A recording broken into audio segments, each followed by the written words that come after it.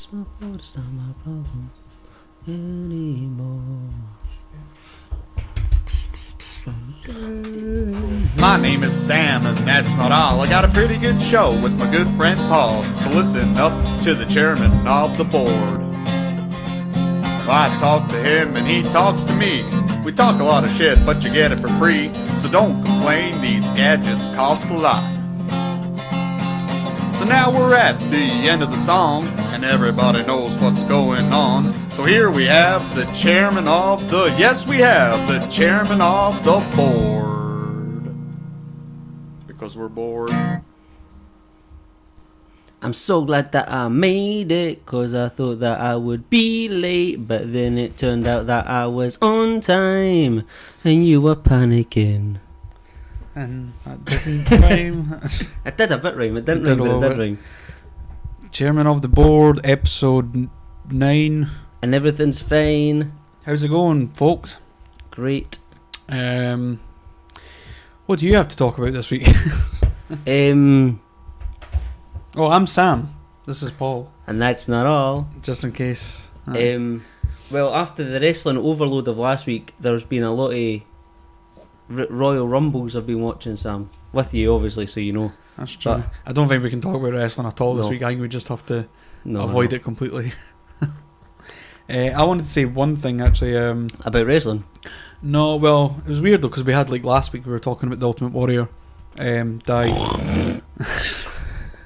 This week there was another death. This was a suicide, though. And this was a guy called Michael C. Rupert. Alright, I don't really know too much about this, Sam. Have you heard any of this online or anything? Well, I heard that Kane chokeslammed him into a furnace. That's not quite what happened.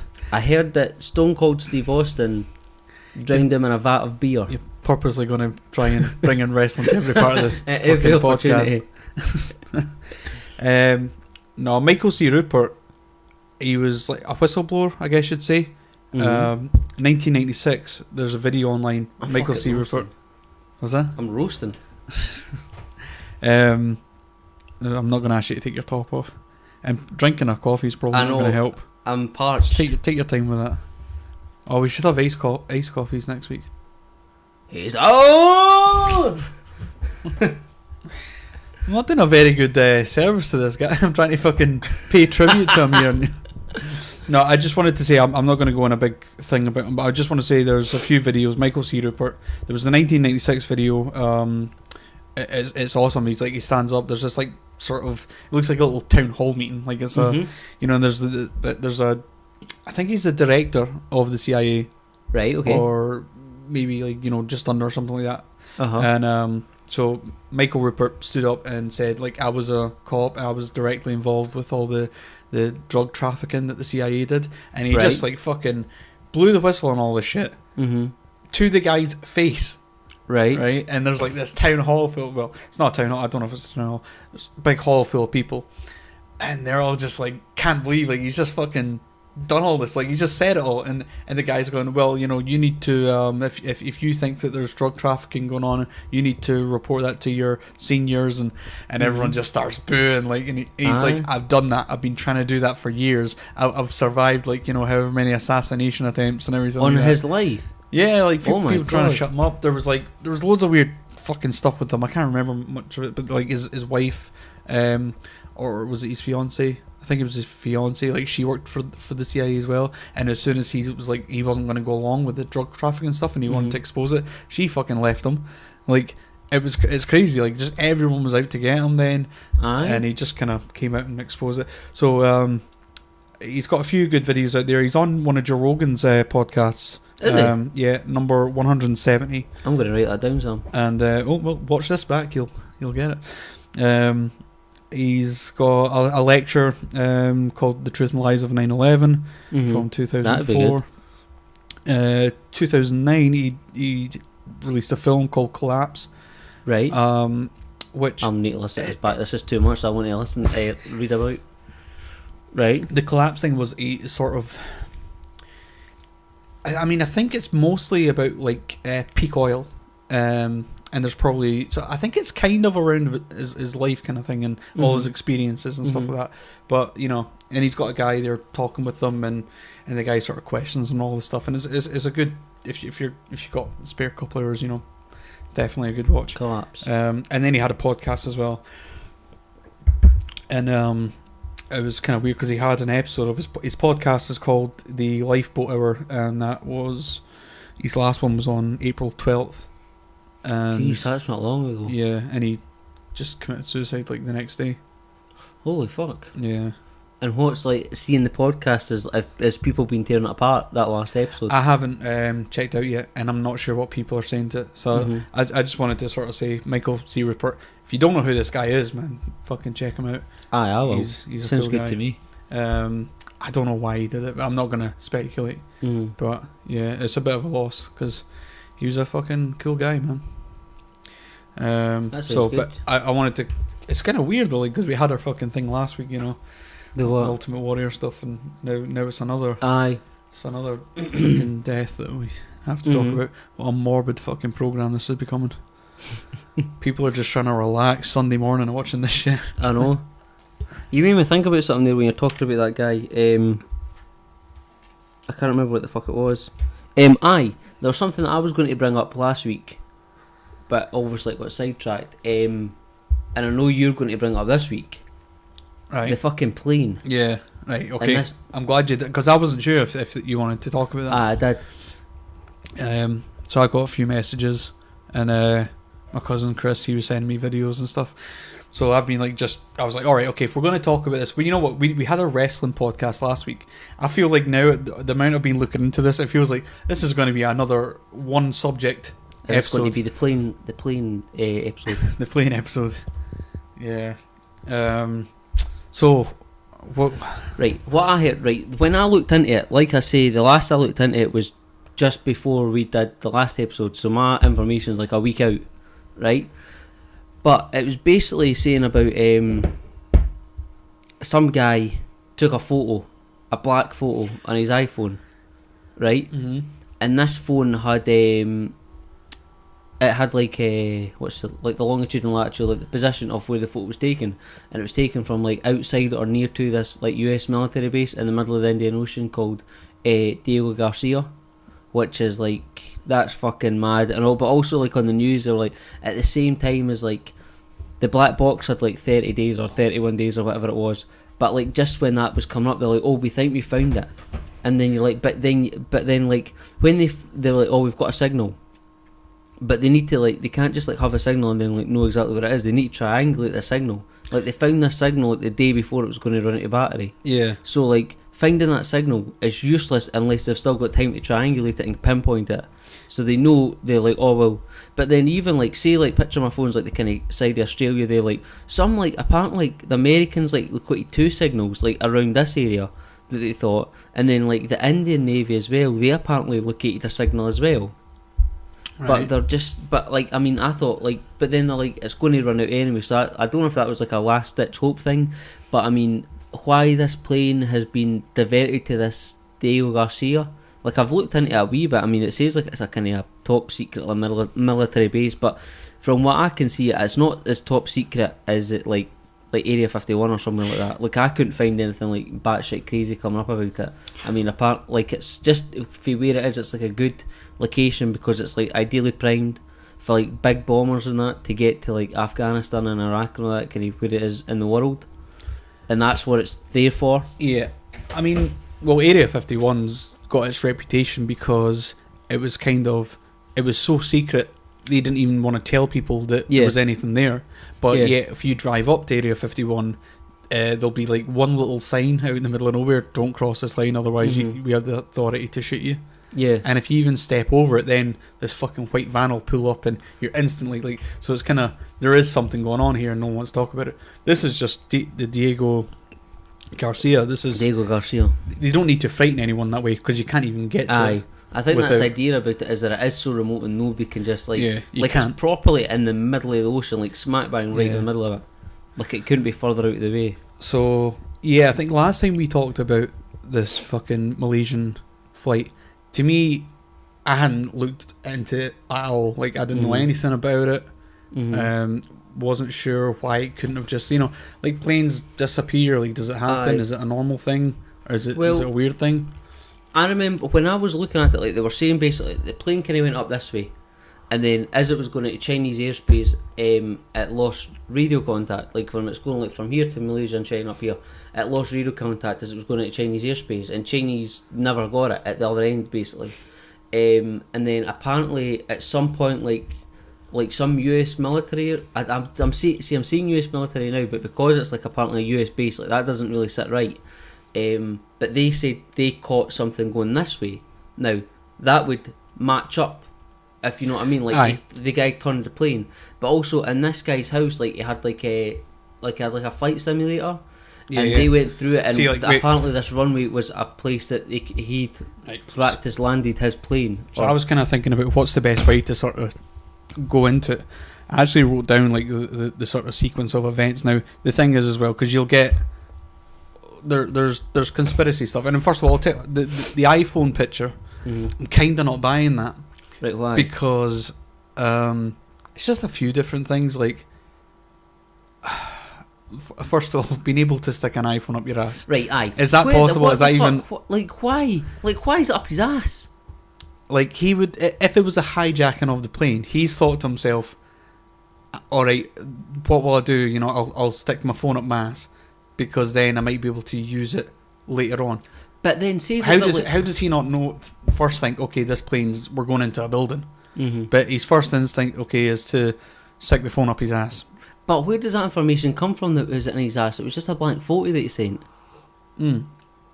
Supposedly it was the photo, and he had a message attached. Right. Which it was a black photo.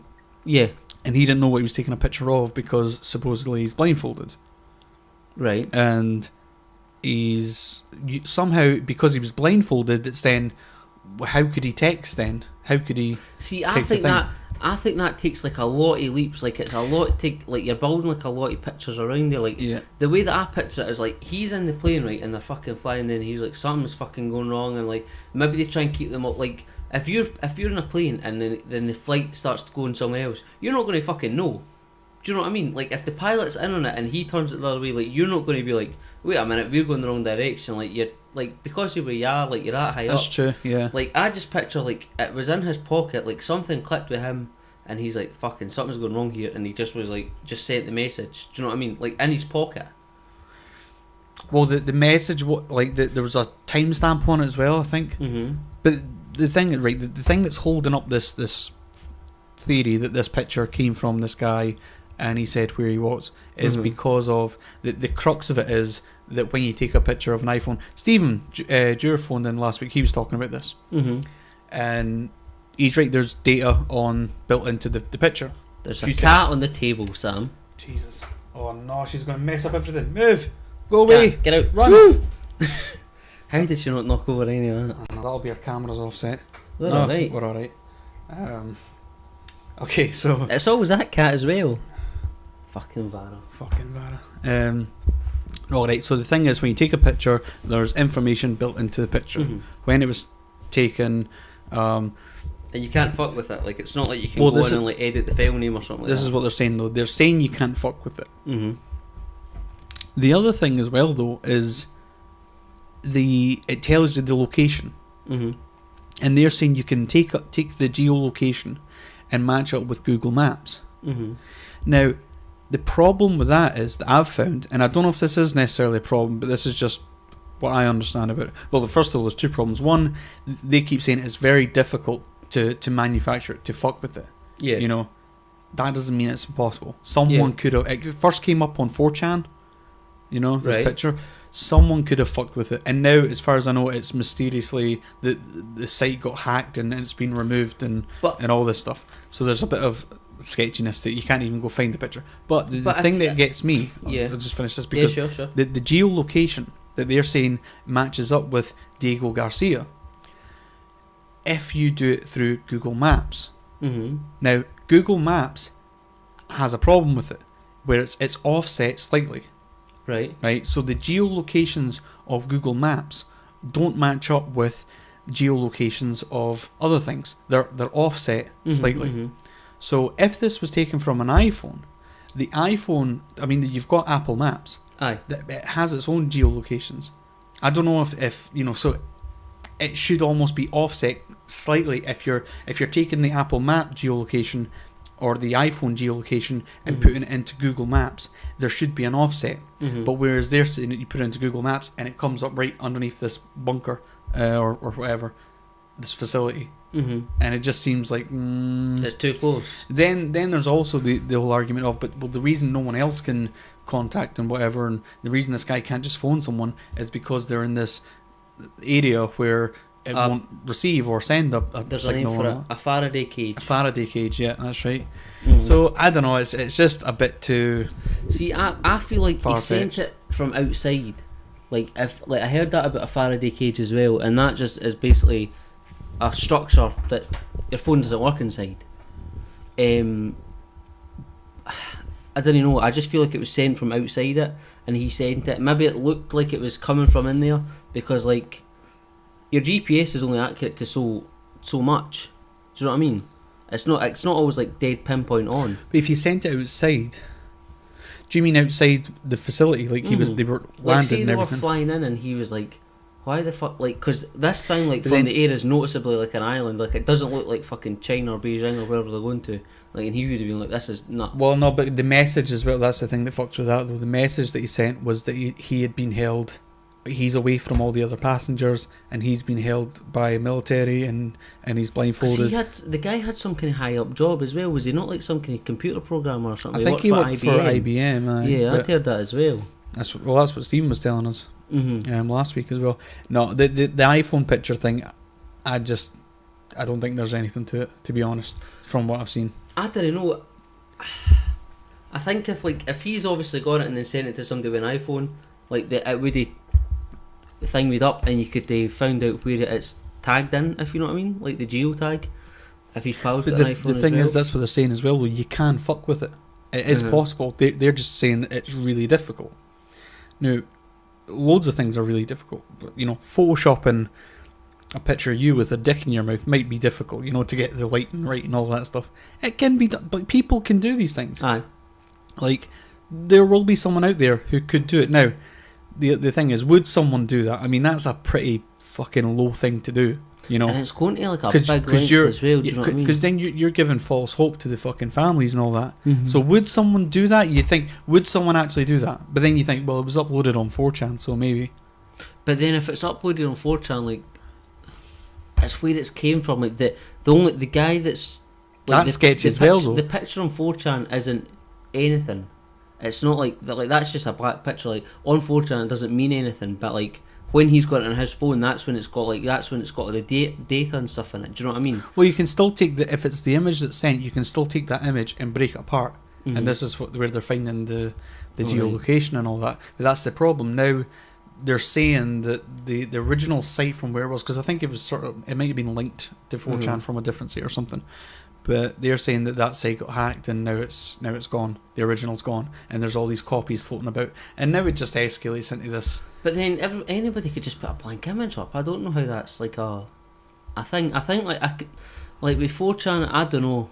Like, I see a lot of stuff. Like I look at Reddit and I see a lot of like, see if some, like, I remember was it last year in Boston or something going on? I don't know if it was the bombing, but remember there was like a killer or something like on the run in Boston or some city in America, and they were like, the police had like streets on lockdown and stuff like that. Right. And they were wondering, I could be wrong, like it might not be in Boston, but like people on Reddit were like uploading stuff to Reddit and were like, this is fucking going on. And like I was finding it more through that than the news, because it was people like in their house and like, this is going on, and then everybody on Reddit was like, it was going round, do you know what I mean? And like it was like a lot of like it was a lot more in depth than the news as well. And you got stuff on that before the news got to it as well. Well, yeah, I tell you what, and it's this thing of people saying, "Oh, you read it on the internet, it must be true." I've found the internet is, in a lot of times, far more credible than the fucking thing. Now, I'll give you an example why. We were watching some of this stuff, and it was a Diego Garcia thing. Someone got asked. It was a representative from the White House. Alright, is this recently? It was recently enough. This was just like after the plane crash. Yeah. Oh, this was just like an disappearance. off the cuff kind of thing. Right. Okay. They were talking about the Malaysian plane. They were saying there's rumours circulating that it could possibly have landed at Diego Garcia. And the fucking White House representative, without even thinking about it, goes, no. And then someone else in the audience, another reporter, laughs. Right? Now, you can't just fucking say no like that, and then just because, without even thinking about it, without even knowing anything about it, when you're in that position, I don't know. It just seems like it's far too easy to dismiss these things, and without even thinking about it, and then for someone to laugh, they don't even know what the fucking claim is, what anything's going on. If you're going to look at it objectively, you need to at least see what the fucking argument is. And like the whole thing about like the effort that they're putting into looking, like with all these navies from all over the world going out and looking for it as well, they'll be like, well, if we knew what it was, why would we make them do that? Right. I'll tell you what, first of all, before I go into any of the conspiracy stuff about it, right, what is the official, because they've ended it now, haven't they? The search? Yeah. I don't know. Not necessarily the coverage of it, at least. They've ended it. I've not seen news for a week, Sam, so I'm out yet. Well, what it is basically, because I didn't know, I'm like, they're changing the story every day, or we think it might have went this way before. I don't really get the significance of it. Now I'm watching, I'm going, I've sort of put all the pieces together, right? So the claim is, first of all, it went missing, right? I'm not going to go through the days of what happened this day and then they uncovered this day. Basically, this is all the official fucking reports of it. This is what is said on CNN, on Sky News, on the BBC. So 12:41 in the morning, it takes off from Kuala Lumpur, how do you fucking pronounce that? At 1:07, the data reporting systems shut down, which, as far as I understood, have to be done manually. You can do it in the plane. Yeah, so it was intentionally shut down. 1:21, the transponder shut down. Now, there is a thing about the transponder. They were saying that apparently if planes come into contact with other planes, they can end up getting mixed data and sending back wrong information. So the majority of the time, if you come into contact with another plane, you switch the transponder off. Right, okay. So that's not a conspiratorial thing or anything like, they'd shut the transponder off. It could have possibly just have happened, right? But it's the fact that it maybe didn't go back on, though. Yeah, well, that's it as well. And it's also, there's a bit of weirdness because the data reporting system shut down about 10 minutes before it, right? Someone talking to us. Now, there was another thing that they say from the engine data, right? So the engine omits data that bounces off the ground and sends a signal, a ping, right, which gives information about the health of the plane, right? And they're saying, based on the data that they had from the engine data, the plane was in the air for 5 hours. So they knew it was in the air for 5 hours. So then you're like, alright, so where the fuck did it go? And so they've drawn this big trajectory, and they've sort of said, where could it have possibly been? Within 5 hours. Now, they've worked out it could have flown an additional, from when it turned, 2,200 nautical miles, and there was 634 runways where it potentially could have landed. So there's no real reason to think that it just slammed into the fucking ocean, but it could have landed on one of 634 runways. I'll go into the conspiracy bit in a second. In fact, yeah. I love these notes, Sam. Well, I want to get it right though. I want to get all the information. The thing is, right now, I'm doing the official story, so I won't deviate from that just yet. So then the officials, according to the official story, so they've now figured out, they traced some other sort of data that was pinging, and they're saying that it's traced down here, and they've now started searching, or they've done it now, but they started searching around just off of Australia. Yeah. That's and where the signals came from. This is where they've found, they said that they found this black box ping. Now, a thing I watched recently, because I'm like, alright, okay, well that's the official story, and they've said this is where this whole story ends now. They've found the ping, they found it 2 days before the battery ran out. So they've said, okay, we don't have any debris, We don't have any, they haven't found any people. Mm-hmm.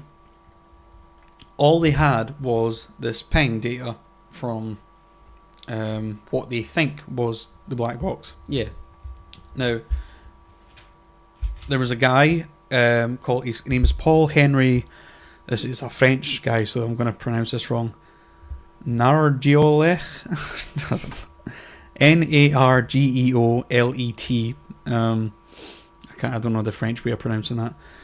Just call him Paul Henry. So Paul Henry, but if people want to look up, now he is the director of underwater research for premier exhibitions. Right. He's went down to the Titanic more than 30 times. He's like the fucking authority on all this kind of stuff. He's the go-to guy, right? Mm-hmm. He says the ping from the black boxes are all the same frequency, same signal. There's no way of distinguishing between them. And he says until you find some debris, the plane's not there. Right. He said, so he's basically saying all this stuff that you found on the black boxes that you're now sort of trying to console the families and tell them, we've got a ping. We've got this ping. We know it must have been sunk here. Yeah. He's saying that's complete bullshit. There's no way that you can tell anything just from this ping because all the black boxes are all the same. It could be fucking any black box. Mm-hmm. It could be anything. So he's saying that's bullshit. Mm-hmm. So then you're kind of back to square one. But the thing is, they've already now told the families, and it's been this big thing that now they can sort of put it to rest. Yeah. But I don't know, from this guy who is the fucking go-to guy talking about it. He wasn't just talking about black boxes. He's talking about this fucking event. He's saying, don't accept it. Don't accept the fact that they found a ping as being, now we know where the plane is. You don't know where the plane is. He said, and the thing is, he's saying there will be debris if it's crashed. Mm-hmm. There has to be debris because he's going into the way the plane's coming down, and there's no way it would just go into the water. No, it would just have disappear. to have slammed. It would have to have exploded. And all the seats, none of the seats are down, so all the seats are designed on these jumbo jets to float. Yeah. So if the plane crashed into the sea, there is going to be debris somewhere. Yes. So he's saying until you find that, the black box evidence isn't evidence of anything. That's bullshit. There's no way it would just disappear. Yeah. So now you're kind of fucking back to square one. And I don't know, I mean, all the news companies are kind of done with it. The guy in the fucking White House seems to know everything on it because he got asked about fucking Diego Garcia, and he instantly, he didn't pick out his phone and go, oh, Google what the fuck that is. No, he just knew instantly. No, it's not there. Mm-hmm. And the fucking this was another mainstream thing. Now, the conspiracy theory is, I'm going to go back to this actually, when I was talking about it could be in the air for 5 hours. Yeah. The conspiracy theory is that there was 634 runways which it could have landed. Mm-hmm. The problem with that is, any one of them, there's so many civilians, there's so many people around that have no fucking, even if there was a hijacking going on and you wanted to fucking steal the plane or whatever it was, you can't just be like, oh, I've got a friend in India who runs the tower on the thing. We'll just sneak the plane in and he'll tell everyone else to look the other way. Like, it's not going to fucking happen about it. Coming in, and there's people as well that you need to get rid of too. Yeah. The only way that you're going to fucking pull off something like this with this level of secrecy is if it was a fucking military operation, in which in the military everyone's sworn to silence. And the thing about Diego Garcia, there's not a single person on that island that isn't part of the military. Exactly. They all work in some way, either directly for the military or serving the troops. Yeah. It's all done that way. So 634 runways, but there's one fucking military base in that region. It happens to be Diego Garcia. Now, Diego Garcia. Now, you think, okay, so is that it? No, that's not it, right? The fucking guy, the pilot, and this is where it gets kind of like you're watching and you go, okay, there's a little bit more to this than I initially kind of gave it credit for. Yes. You know, because there's conspiracy theories about everything. We've spoken of this before. Fucking Sandy conspiracy theories. I don't give conspiracy theories a lot of credit, but then you're looking at this and you're like, I don't know. I'm not saying either way what happened. For all I know, the official story's correct. But what I'm saying is, it's hard to just dismiss this, especially when you don't even fucking know what the argument is, and you're the guy in the fucking White House who's just going to go, no. And someone else who also doesn't have a fucking clue, I guarantee you, laughs. Mm-hmm. Like, that's how you get that's fucking peer pressure, that's conformity, that's what that is. And you just, I don't know, I'm not buying into that, no. You know? Not saying I'm completely buying into the conspiracy stuff either, but this is interesting. Aye. So, as well as okay, so it's in the air for 5 hours. They're saying now at 6:15 in the Maldives. There's a small island in the Maldives where a lot of people, including a guy who was a fucking pilot himself, and they've all reported there was a low flying plane and it matched the description. Right. Of the fucking. Oh, I've never heard this one. Yeah, this is in the Maldives, and where's the Maldives in relation to this? Maldives is just north of Diego Garcia. I'm going to look at a map. Right. Maldives is just north of Diego Garcia. Right now, the eyewitness reports have said the plane was flying. It's quite low, and they've never seen anything like this before. Aye. Like, there's no planes in that area. That they have got like small. Planes that land in the seaplane kind of things, they never come close, but they've got them. Aye, the Maldives is just a wee chain. This was a fucking jumbo jet that they saw with the red stripe and all that. They fucking described it, and they said this flew, and it was flying southeast. Fucking hell, like it is in the total area of it, eh? Yeah, and the thing is, if it's flying southeast, from what I remember, that's towards fucking Diego Garcia, which is kind of crazy. Now, the thing is, as well, the Maldives has an airport too. The what was it? They have the I don't know how you pronounce it. Mali. Sorry, Mali International Airport. Right. That's in the Maldives. Right. So you've got the international airport Mali in the Maldives, and you've also got the runway at Diego Garcia. Mm-hmm. So, all right. So what does all this mean? There's also, you point out as well, when they turned the plane around, the trajectory was pointed towards Diego Garcia. They've since said, we tracked all these fucking beeps and whatever, and we think it went down the way. Mm-hmm. Okay, maybe it did, but from what we've seen, all the evidence and all that stuff, the last we knew it was going this way. Aye. And you look up on a map and it's straight towards it, right? Aye. Now, what's the significance of all this? Okay, Diego Garcia, it's a military base, whatever.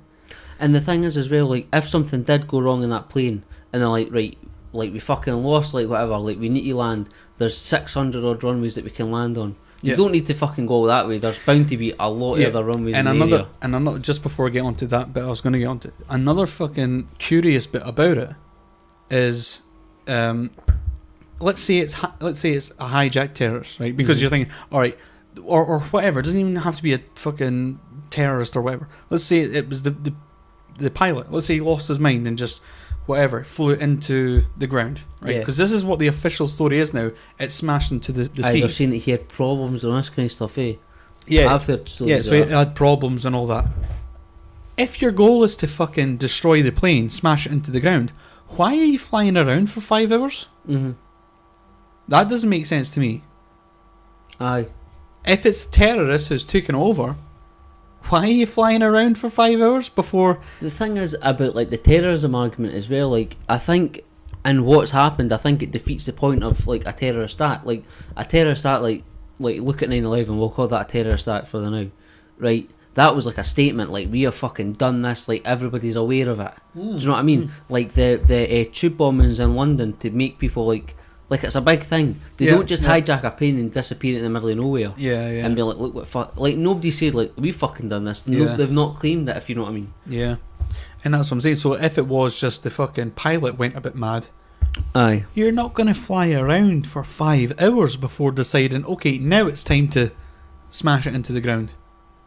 Aye. You know, it's just, I don't know, it just doesn't sound, it sounds ridiculous. And then that's why I'm saying, of course, you do have this fucking expert who is the guy to know, who's telling you the fucking black box ping that they're getting, it doesn't mean anything. Not until you find the debris. And Australia then is a long way away from where they were as well. I mean, I know this Diego Garcia's a place as well, but I mean, they would, to get down to Australia, it's like they'd be virtually coming right back on themselves. Yeah. For where it is in the world, they're going Yeah, right so it's round. like, okay, so they went... I'm trying to think for the camera. It's like they went up this way We initially. should have a map here. They turned around, went this way, and then there's also claims that they went up the way, and then the final claim is that they went right down, and that's where they were found. That's a fucking hell of a trajectory, just to smash into the ground. Yeah. And I feel going to Australia, like they're off the coast. Like there's Melbourne. There's like a lot of airports in Australia. Like I don't know what's at that end of Australia. Oh yeah, it definitely wasn't that they were just looking around for somewhere to land. It wasn't that they got lost or anything like that. I don't think. And like, and if something did go wrong, like it's not going to be hard to find that information out as to where you go. The thing is, they fucking passed where they came from. Aye. You know, I don't know. The idea that they just got lost, I don't know. I'm not buying it. No, I don't buy it either. But so we're talking about Diego Garcia. We're talking about Mali International Airport. Now, that's crazy. I still can't believe that bit about the low flying plane like the people in the Maldives seen. Yeah, I'd never heard of that. Yeah. But the thing is as well, is there not like a thing with radar, like you can fly under radar? I'm not like, sure. They talk about it in like I'm sure they talk about it in films. And like in Grand Theft Autos, I know it's like a fucking. Well, it's not, but it's a fucking thing though. Fly under the radar. Aye, you hear that? A thing, aye. Possibly, I don't know. That's a bit mad. Right, anyway, sorry, on you go. Yeah, so the thing is, we're saying, okay, it looked like it was going this way, and here's an airport where they could have landed, where no one would have fucking found out anything. And here's another airport where people are saying that they saw it. Right? And these places are in the middle of nowhere. It's not like there's loads of places that yeah. flying to. They're just fucking islands in the middle of the Indian Ocean. That's like, yeah. The interesting thing is, then they go and investigate the fucking pilot. Right. They go to his home. Yes. And he has this flight simulator thing, which is flight. You know, you can buy a program. You can buy. I think it's Microsoft that do them. Aye. A flight simulator, and you can download runways. Now, think about how many runways there are in the fucking world. Aye. This is where it gets juicy. The conspiracy theory of it. Think how many fucking runways there are in the world, just within their area alone of where they thought they could have landed. There was 634 possible runways, right? So this guy had a flight simulator. He had 5 runways installed on his system. 5. That's a small number. Compared to how many there are in the world, let alone the fucking thing. Now, I mean, it's I don't know if it's a bit of a weird thing alone that the guy has a flight simulator. I mean, he's a pilot, you know. Maybe he just really fucking loves flying. He flies when he's at work, and then he comes home and he flies some more. It's a bit weird, you know. I don't know how rare that is. Maybe other pilots do it. But anyway, so the guy has this fucking flight simulator, and it's not just that this is what I was going to say as well. It's not just that he's downloaded the game and installed it on his computer. He's got like about, what was it, like 6 screens or something set up, and he's got like the actual fucking stuff, and like it's a proper homemade like flight simulator as best as you could get, and he's only got 5 runways installed on it. 2 of those fucking runways, the Mali International, what was it called? International the one Airport. in the Maldives. Yeah, Mali. I keep worrying about getting the fucking pronunciation of these things right. It's alright. The Mali International Airport and Diego Garcia. Two of the 5 that he has. That's crazy. That's a bit strange. That's a bit fucking weird. And then of course you've got this thing with the phone coming out, and they're saying, oh well, this picture was taken from, the geolocation says it was Diego Garcia. I'm not quite buying that, but the phone thing. If it turns out to be true, then it's, you know. I do buy the whole thing about like the geo tag on the phone. Like I do buy that. The thing I don't buy is like I feel like there's a lot of speculation that's been built around it. See, the other thing about it as well, the message that's attached to it, that it then came out that he's saying he's blindfolded. So people were saying, well, how did he fucking type this message? And then they were like, oh no, he must have used voice command, because he said person. It was something to do with personnel, or he might have said person or something. But the things picked up as, or he maybe said persons, but they're saying that Siri's picked it up as personnel. So that's it's like, oh, here's the proof that there's voice recognition because it's missed some things. You're like, no, it's not proof of anything. You know, the voice recognition thing was added as a way of sort of trying to explain how he typed out this message blindfolded. But I mean, it must be just as hard to send a message and attach a voicemail. I don't know. I mean, think of all what you've got to do through that. I mean, like, take the photo in your pocket. It's simple enough. Like, you've got the wee slide up, but like you can just slide it up and take a photo. Do you know what I mean? Mm-hmm. To type a message, you need to do that through Siri on the iPhone. Well, and then Siri's going to be like, send a message to. Yeah. And he's like, shh. Do you know what I mean? Yeah, I mean, I don't know. But the thing is, if he's blindfolded, how does he know he's not got a camera on him? How does he know he's not being watched? I know. How does he know he's not putting himself in more trouble? I don't know. I think he would have had to be aware to some degree what he was doing. I think that the conspiracy of it is juicy enough without that.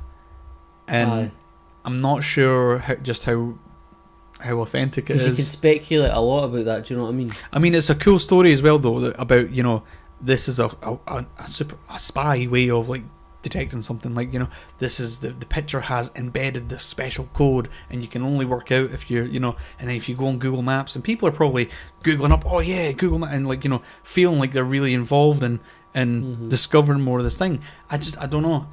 And especially with it being a 4chan thing, and it just sort of feels... It's got an air of I do think that bit is a bit weird. Like, another thing that I was just thinking there, like, if he's sending that and he's got his, like, geotag on, like, his GPS and his phone is all must be switched on, like, so it positions him. So why could nobody, like, phone number, track his phone? Because you can do that. Another thing about it is as well, what was it, 10 days? This photo emerged 10 days on the 18th. So they're like, okay, did he have it in his ass for 10 days? And I don't understand this bit about his ass. Like, that's beyond me. I mean, that seems like really extreme. I mean, like, why does it have to be in his ass? Well, I mean, if he's going to get searched and everything like that. But, like, it's a big thing to put in your ass. Well, that's what gets me, though, the size of it. Like, that's what it seems. That's why it seems jokey to me. Because... But then I don't know what people's hobbies are. I don't know what you can squeeze up your ass. But then how does he push the buttons in that? Like, say, like... Well, I'm guessing he took it out. But then why put it back in? Like, he sent the message, like, the damage has been done. Like, he's texted his pal with the photo and that. Like...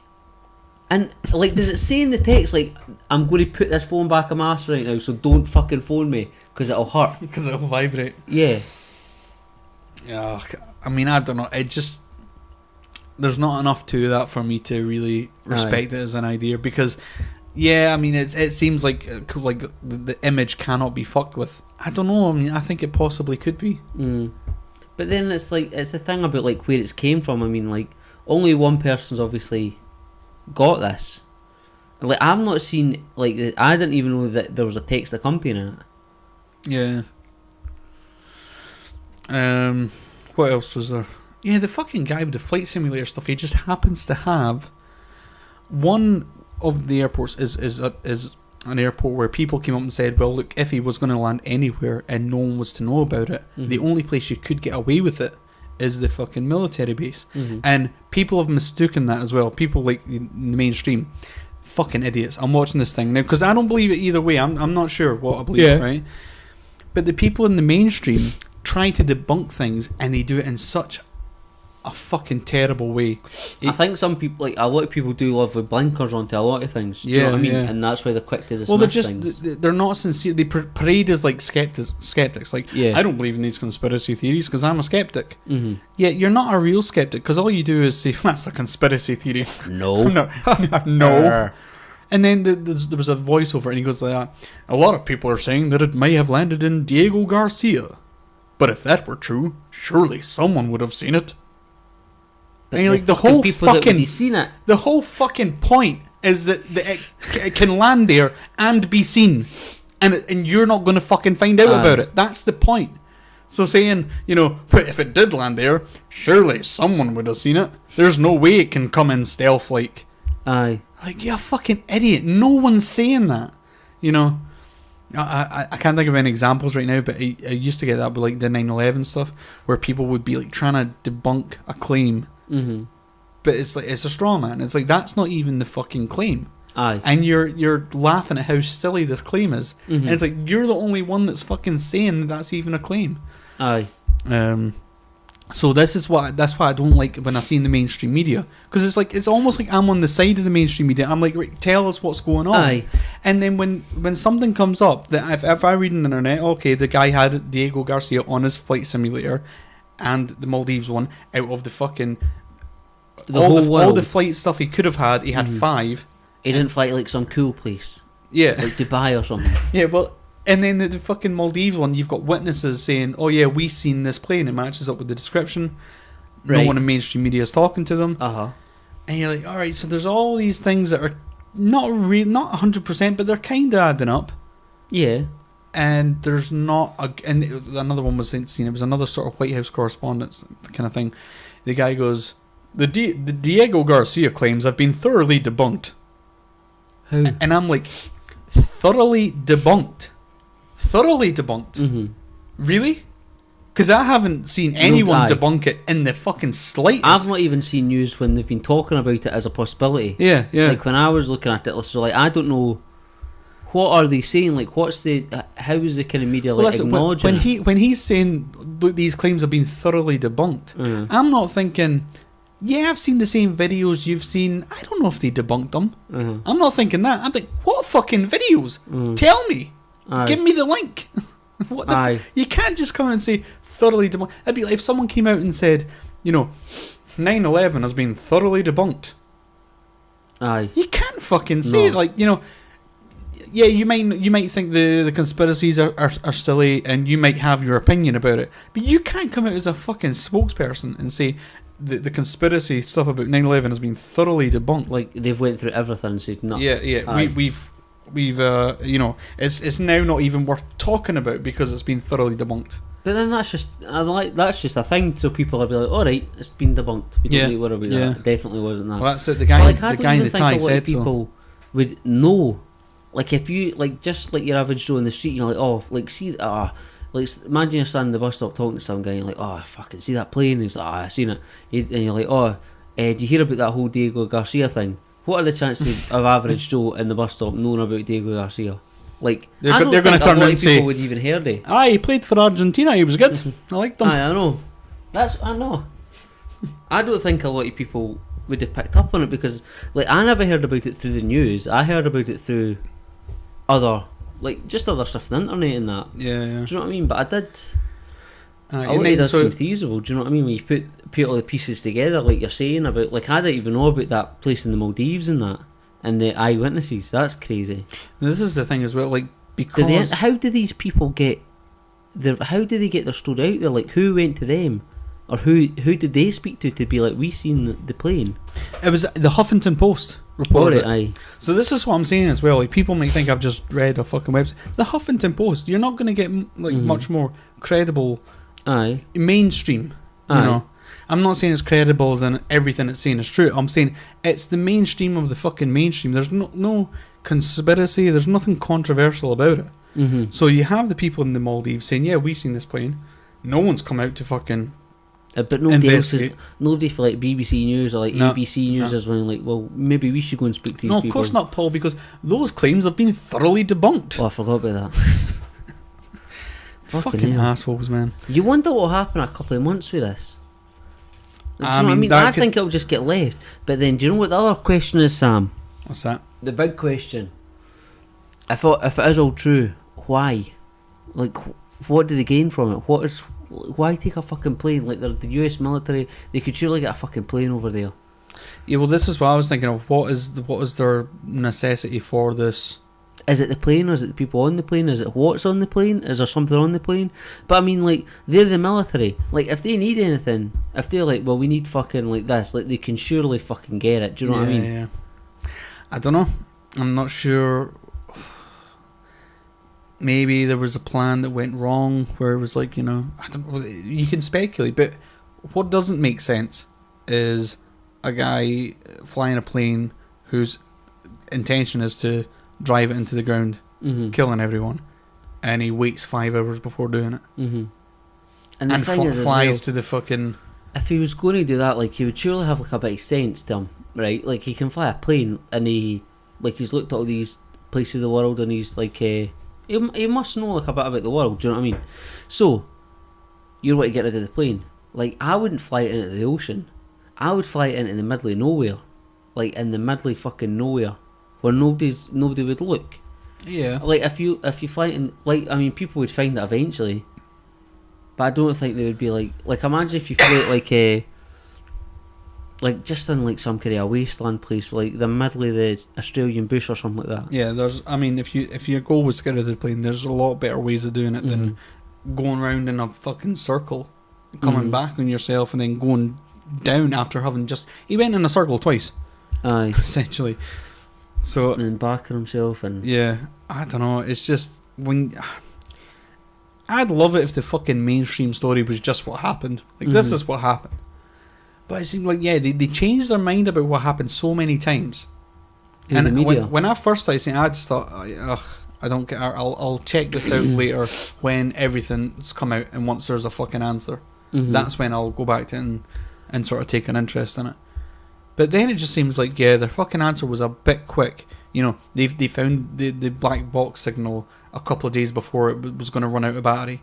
It almost seems like a bit too convenient. Yeah, it almost seems like that was their. It was like they had a board meeting and they said, okay, we need to do something to give the families, the victims, a fucking story, something to console them, because you can't. That's horrible. Imagine it's like telling them your child's in purgatory.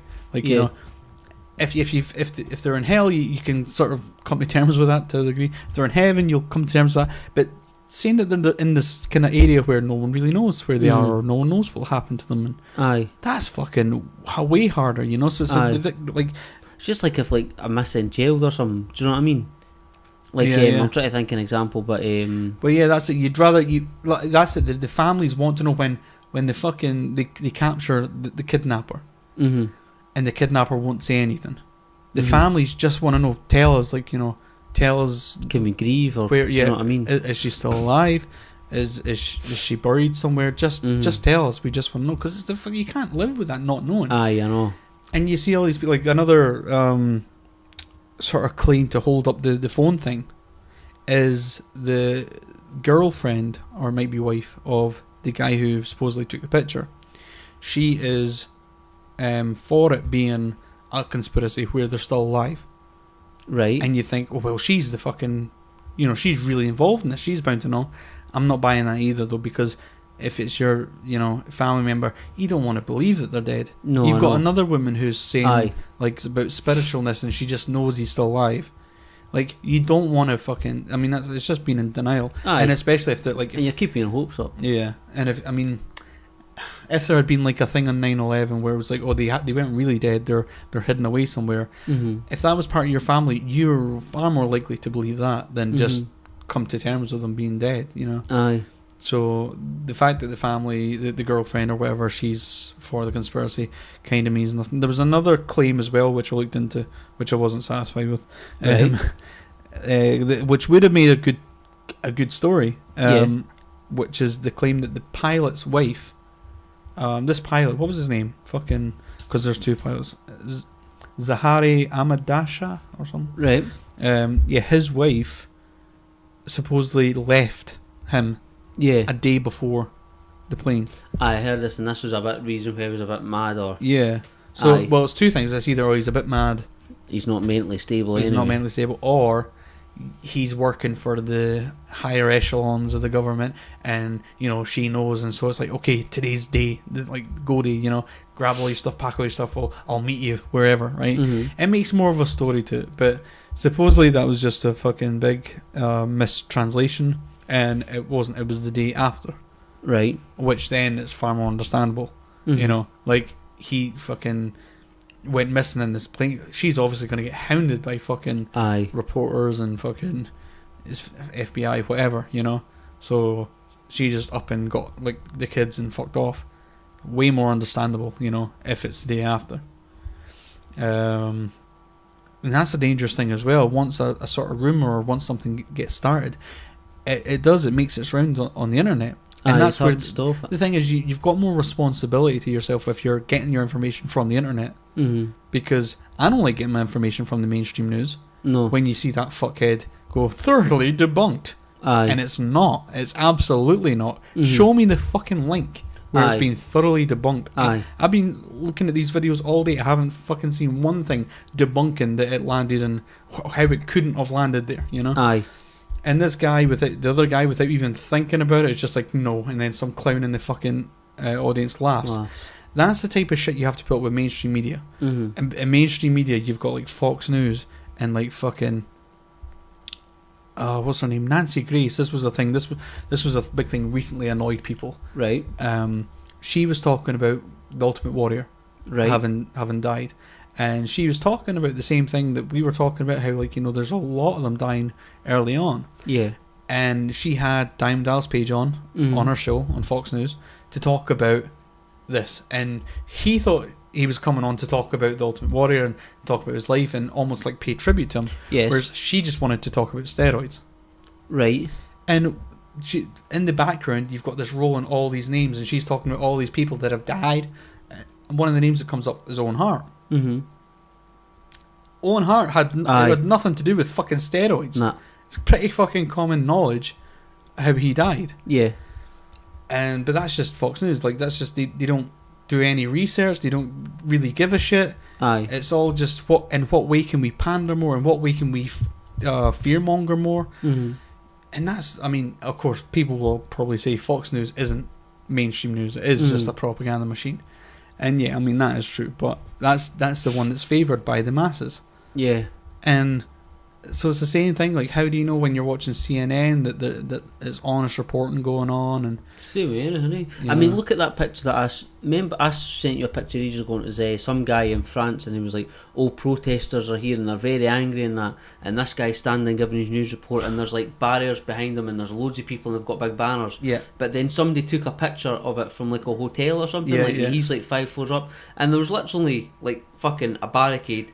And then a couple of people, and then he was in front of it. There was just enough people to make it look to the camera like it went on for ages. But yeah, it was just a little boxed in. Aye, that's it. That's fucking... You really are getting bullshit when you tune into fucking mainstream news. Mm-hmm. And so you have to start...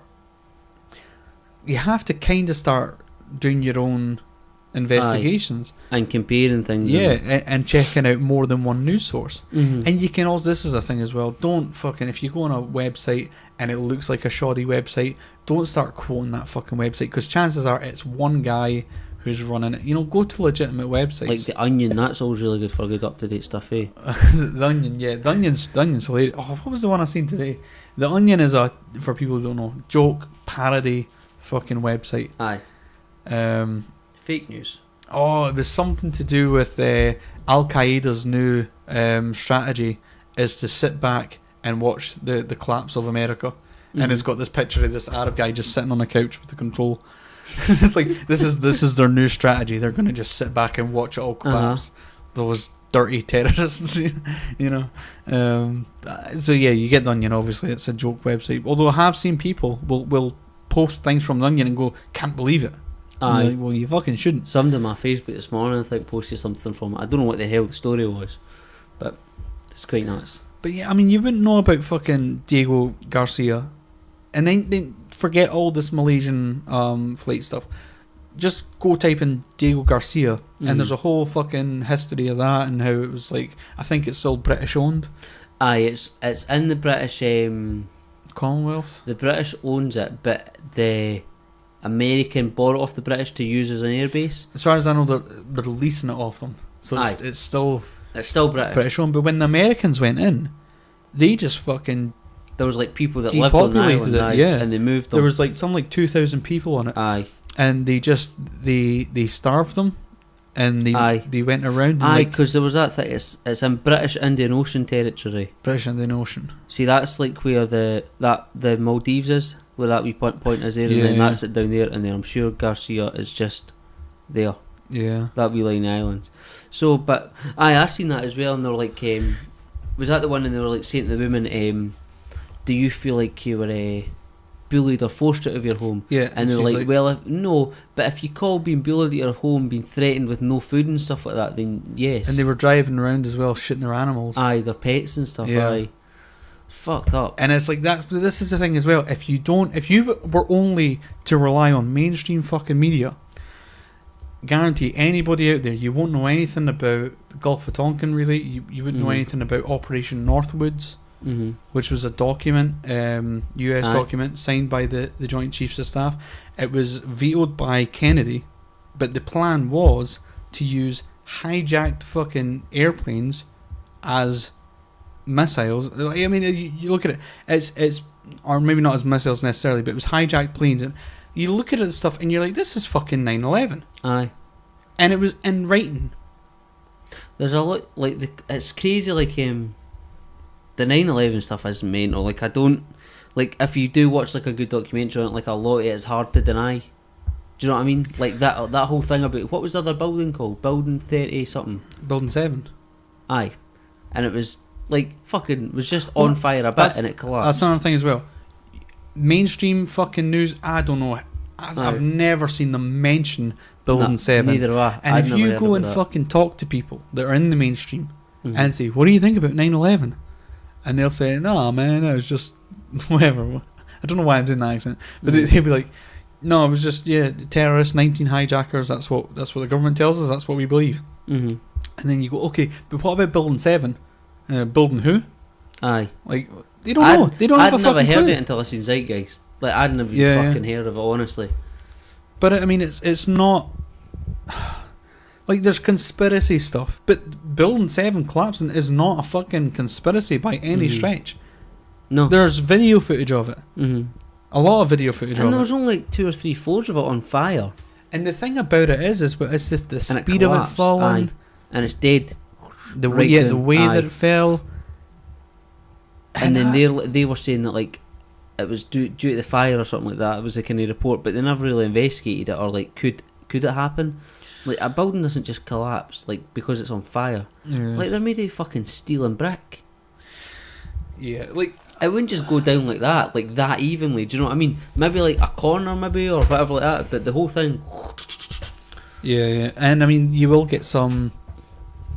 I don't know. I think I should call them the 9/11 deniers. The people that are adamant that it happened the way the 9/11 Commission report said it happened. And they'd be like, "Oh, well, if you look at Building 7, there was like the top half of it started collapsing first, and you know, they'll really try to sort of find a way of explaining it. But I'm not satisfied.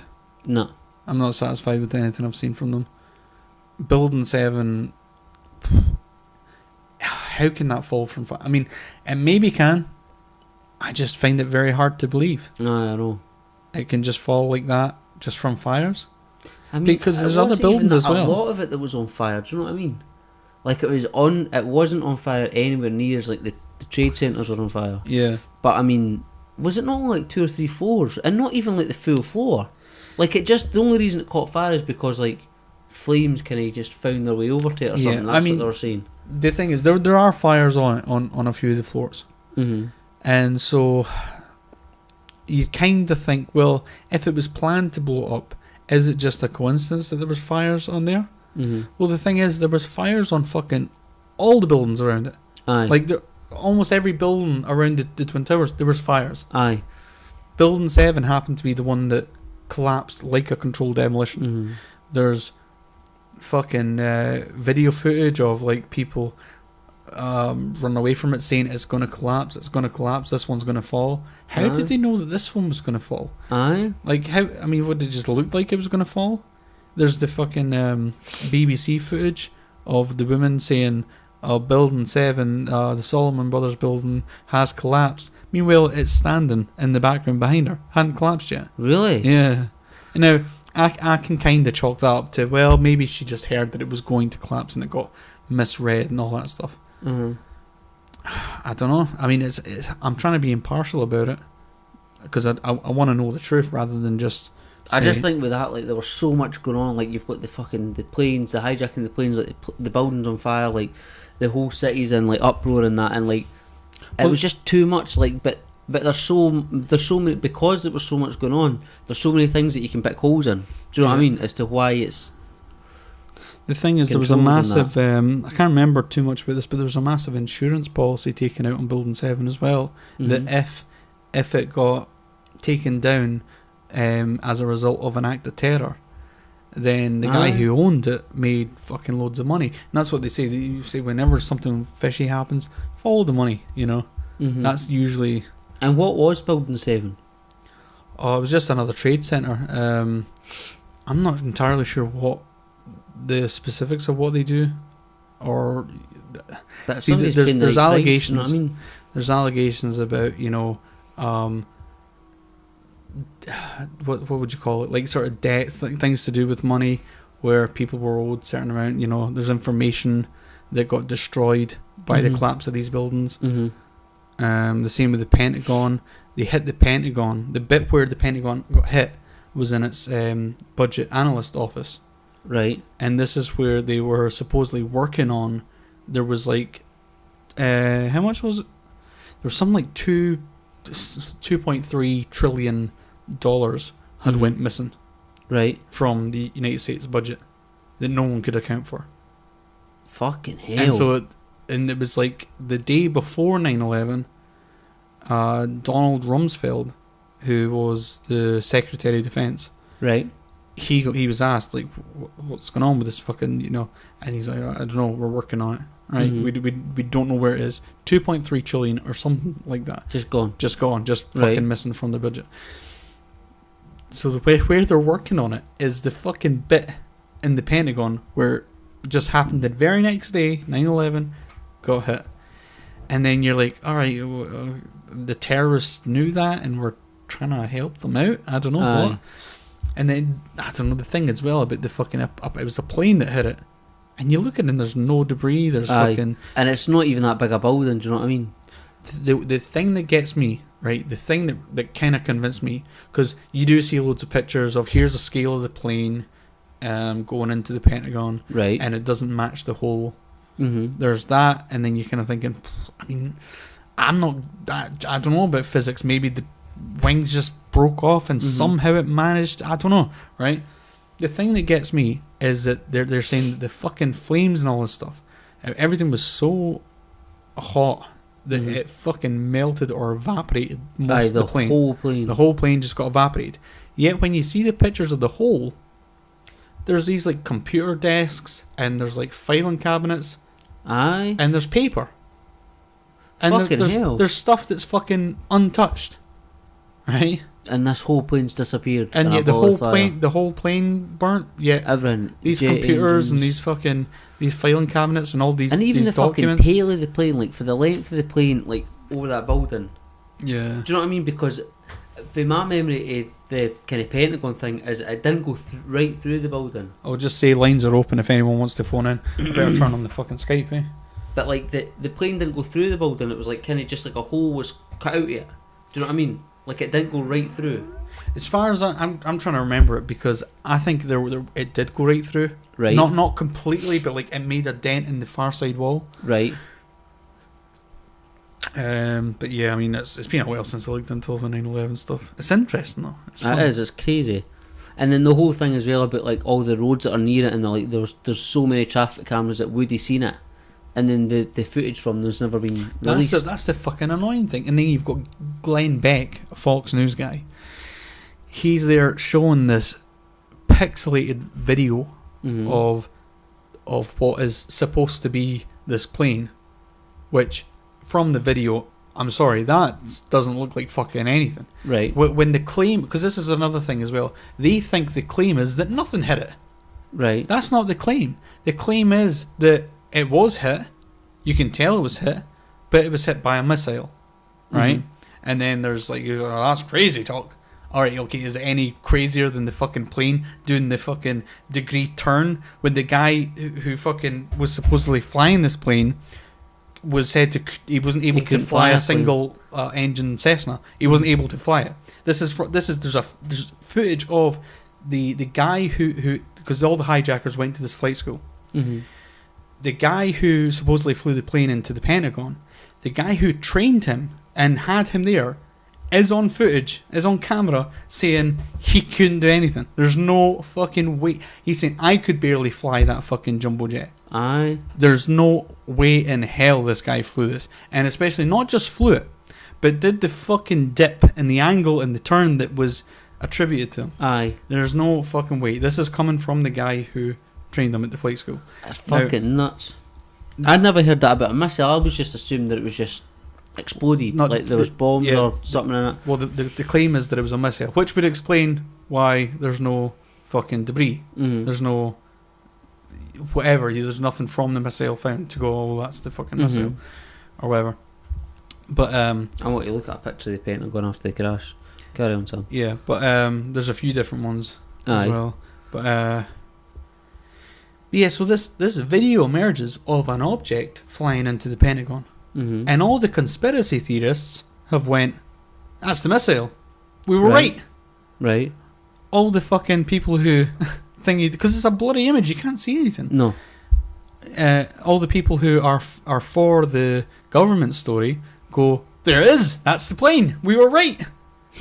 And the people like Glenn Beck, who don't even understand what the fucking claim is on the other side, he's there showing the footage and say, can we put this to rest now? Can we finally put it to rest? Why are people still talking about this? And that's nuts. It's been thoroughly debunked. No, the footage that you shown only fucking validates what we thought happened. Aye. So, but I mean, who knows? Maybe it was a plane. Maybe a plane just somehow evaporated and the wings. And then there was things as well about like how the area, like they quickly had it like sanded over and like not sanded, but like painted over and stuff like that. Yeah, they covered up with dirt and everything. I mean, like, it's fucking like ridiculous. I'm sure that's the fucking picture of it. Does that look like it to you? Yeah, I think that's. But like, it's hardly like a hole. Like, how far back in does that That's go? the one. Yeah, that's the one after it collapsed. There's one before that where there's just the hole, and you can see all the fucking. You can see inside. You can see the. Yeah, it may be hard to see on that one, but you could zoom in and see all the fucking computers and stuff like that, and the desk. So I don't know. I mean, you're dealing with so many. It's a very clean cut. There is computers, there's filing cabinets. It's a very like clean cut. Like it's just like the section of the building's just been. Yeah. Well, this is what it is. This is what you're told to believe on 9/11. In fact, you know what? Rather than just sit and talk about 9/11, right? Oh, what are we going to do? We're going to play some audio. Oh, wow. You don't need to see the fucking footage of this. But I mean, like, look, Sam. Like, see there. Like, it's like this. See this bitty building here? That's like a bitty building, right? And then in the middle there's a hole where there's this other side of the building, right? Now that's only like maybe a corridor and a room and then a corridor wide. And it's fucking, there's still wall there. Yeah. Like, it didn't even go through it. A fucking plane flying at like 600 or mile an hour, weighing God knows how many tons. Never broke through it, and there's a fucking computer just sitting fucking on that filing cabinet. That's cabinet. what I mean, like on all this stuff, and that's all fucking wood.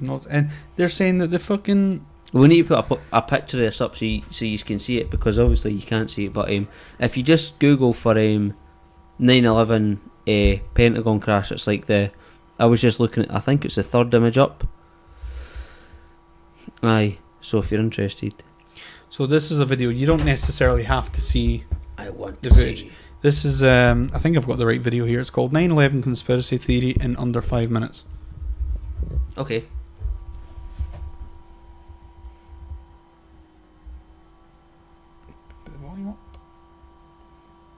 Is your iPad volume up? On the morning of September 11th, 2001, 19 men armed with box cutters, directed by a man on dialysis in a cave fortress halfway around the world using a satellite phone and a laptop, directed the most sophisticated penetration of the most heavily defended airspace in the world, overpowering the passengers and the military combat-trained pilots on 4 commercial aircraft before flying those planes wildly off course for over an hour without being molested by a single fighter interceptor.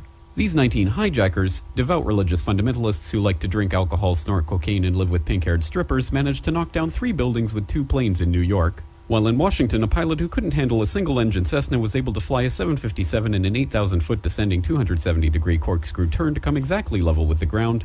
hitting the Pentagon in the Budget Analyst Office, where DoD staffers were working on the mystery of the $2.3 trillion that Defense Secretary Donald Rumsfeld had announced missing from the Pentagon's coffers in a press conference the day before, on September 10th, 2001.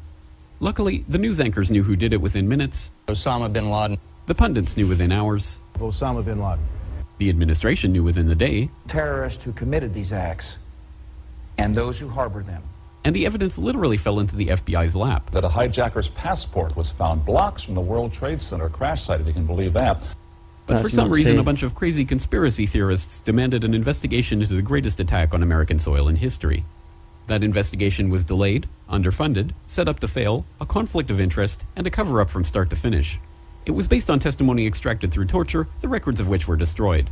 It failed to mention the existence of WTC-7, Able Danger, P-TECH, Sibel Edmonds, OBL and the CIA, and the drills of hijacked aircraft being flown into buildings that were being simulated at the precise same time that those events were actually happening. It was lied to by the Pentagon, the CIA, the Bush administration, and as for Bush and Cheney, well, no one knows what they told it because they testified in secret, off the record, not under oath, and behind closed doors. That's fucked up. It didn't bother to look at who funded the attacks because that question is ultimately of little practical significance. Still, the 9/11 Commission did brilliantly answering all of the questions the public had, except most of the victims' family members' questions, and pinned blame on all the people responsible, although no one so much as lost their job, determining the attacks were failure of imagination. Because Nobody in our government, at least, and I don't think the prior government that could envision flying airplanes into buildings. Except the Pentagon, FEMA, NORAD, and the NRO. The DIA destroyed 2.5 terabytes of data on Able Danger, but that's okay because it probably wasn't important. The SEC destroyed their records on the investigation into the insider trading before the attacks, but that's okay because destroying the records of the largest investigation in SEC history is just part of routine record keeping. NIST has classified the data that they used for their model of WTC-7's collapse, but that's okay because knowing how they made their model of the collapse would jeopardize public safety. The FBI has argued that all material related to their investigation of 9/11 should be kept secret from the public, but that's okay because the FBI probably has nothing to hide. This man never existed, nor is anything he had to say worthy of your attention, and if you say otherwise, you are a paranoid conspiracy theorist and deserve to be shunned by all of humanity. Likewise him, and her. And her, and her, and him. Osama bin Laden lived in a cave fortress in the hills of Afghanistan, but somehow got away. Then he was hiding out in Tora Bora, but somehow got away. Then he lived in Abbottabad for years, taunting the most comprehensive intelligence dragnet employing the most sophisticated technology in the history of the world for a decade, releasing video after video with complete impunity and getting younger and younger as he did so, before finally being found in a daring SEAL team raid which wasn't recorded on video, in which he didn't resist or use his wife as a human shield, and in which these crack special forces operatives panicked and killed this unarmed man, supposedly the best source of intelligence about those dastardly terrorists on the entire planet. Then they dumped his body in the ocean before telling anyone about it. Then a couple dozen of that team's members died in a helicopter crash in Afghanistan. This is the story of 9/11, brought to you by the media which told you the hard truths about his hip could be seen to move violently forward. And they took the babies out of the incubators. And mobile production facilities. And the rescue of Jessica Lynch. If you have any questions about this story, you are a batshit paranoid tinfoil dog-abusing baby hater and will be reviled by everyone. If you love your country and or freedom, happiness, rainbows, rock and roll, puppy dogs, apple pie, and your grandma, you will never ever express doubts about any part of this story to anyone. Ignorance is strength. Ignorance is strength. I like it.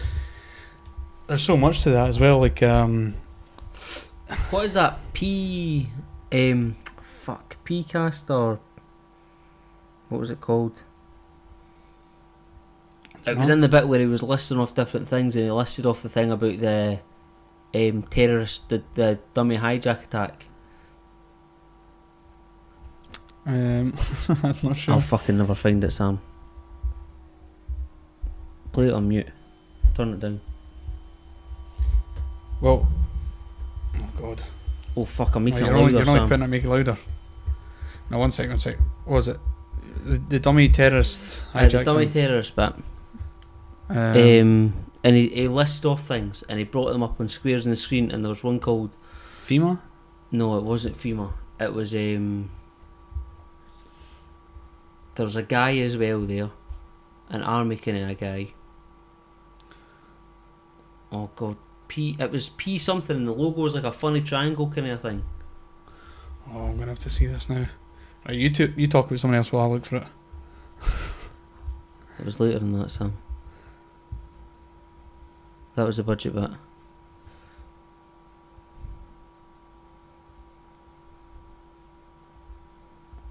That bit? That P-Tech. P-Tech? What's P-Tech? I'm not sure, actually. Oh, well. Yeah, I haven't seen that before. But that was a bit where they were talking as well about the dummy kind of run of a terrorist attack that happened the in that Pentagon day. stuff. No, the bit about apparently on the September the 11th, remember they were there was a dummy act going on, like a drill. Yeah. For 2 planes getting hijacked and crashed into buildings, and then there was the front cover of the fucking operations manual. But there was things. There was like a radio. It was like an air traffic controller or somebody was radioing and be like, "Oh, we've been like hijacked by terrorists and all this kind of stuff." And the guy was like, "Is this real life or is this the exercise?" Like he didn't know, and that the exact exercise was happening on that day. Yeah, there what happened. There was a few exercises. I can't remember the fucking names of them. I used to know the names of them. You were calling one Norwood? No, Northwoods was a document during Kennedy's era, which was going to be. It was a pretense for another false flag. Right. Because they've had false flags before, you know, the Gulf of Tonkin incident, and even like Pearl Harbor as well. Not necessarily a false flag in the fact that they expected or anything like that, but when they realised that this was going to happen, they were going to get attacked by the Japanese. They let it happen. Because they knew that if it happened, then people would want to go to war. There was a sinking of a ship as well that was sort of the pretext for, I think, World War One. No, World the War Lusitania.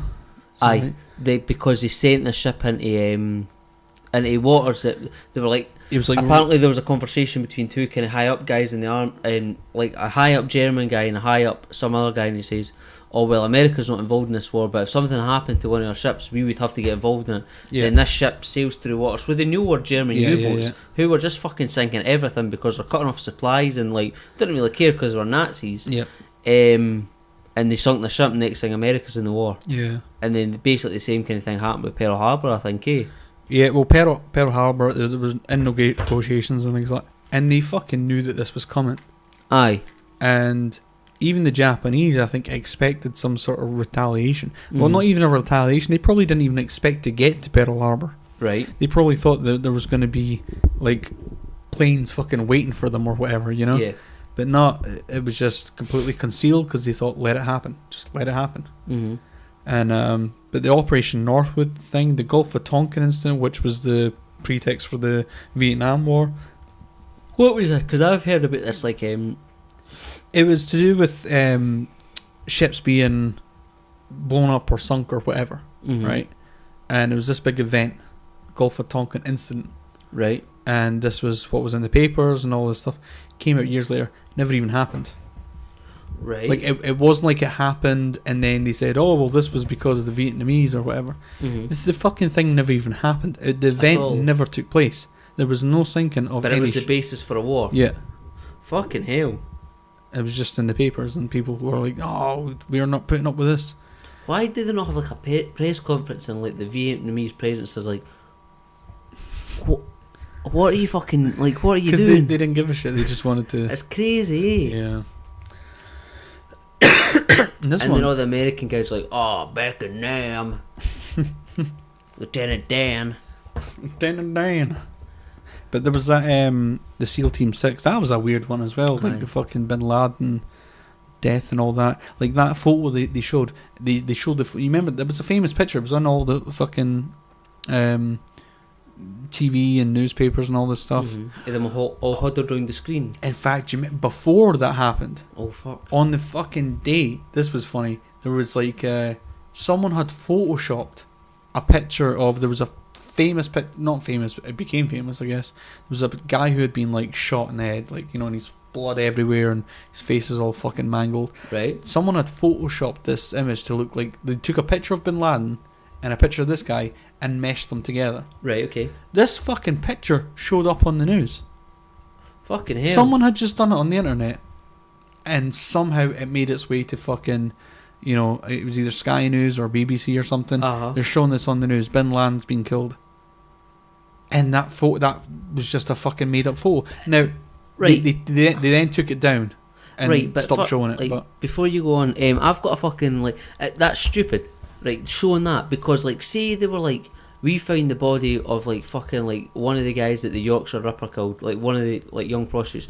They would never fucking put a photo up of her lying fucking dead. Yeah. They never show anything like that. But like they've shown Bin Laden to be like, fucking this definitely happened. And you've seen that it's happened, so you have to believe that it's happened. Yeah. It's kind of weird, isn't it? Aye. It's alright because it's Bin Laden. I mean, that's another thing as well. Celebrating in the street and everything. Like, we killed someone. And, I mean, even if... What was the whole... What were you going to say there? I feel like you're going to talk about when they're all sitting around the computer. So there was that as well. There was this image, it was flown about, it was all over the news. It was like the reaction to Bin Laden being killed. And you had Obama there, and he's like, you know, looking like the coach at a football game. He's like, Aye. you know, and Hillary's there, and Hillary looks shocked. And it turns out there was no footage. They couldn't have been looking at anything because there was no footage. There was no footage of him. It got revealed later. Oh yeah, there was no footage of him. They killed him and did whatever. Like they never had cameras on them. No. So this picture that was circulating of them reacting to the screen was a completely fictional, set up image, just to fucking pass around to the media. That's nuts, eh? And it's kind of weird. Like you're fucking about with like. And then there was pictures of like Bin Laden's body, and they're like, that's not him. And then there's pictures that went up, then got taken back down and disappeared. And the thing as well, which kind of they'll look kind of weird and all that kind of stuff. And they never really, like, from what I remember, is like there was never a photo that were like, this is definitely him. There's, you know what I mean? I'll tell you what, there's a few, because there might be some people listening in that maybe I haven't really given them enough when I'm telling them like the mainstream media is not credible. There's the Jessica Lynch story, right? There's Smedley D. Butler, right? I've not heard of this. Who was, first of all, right? Smedley D. Butler was Smedley.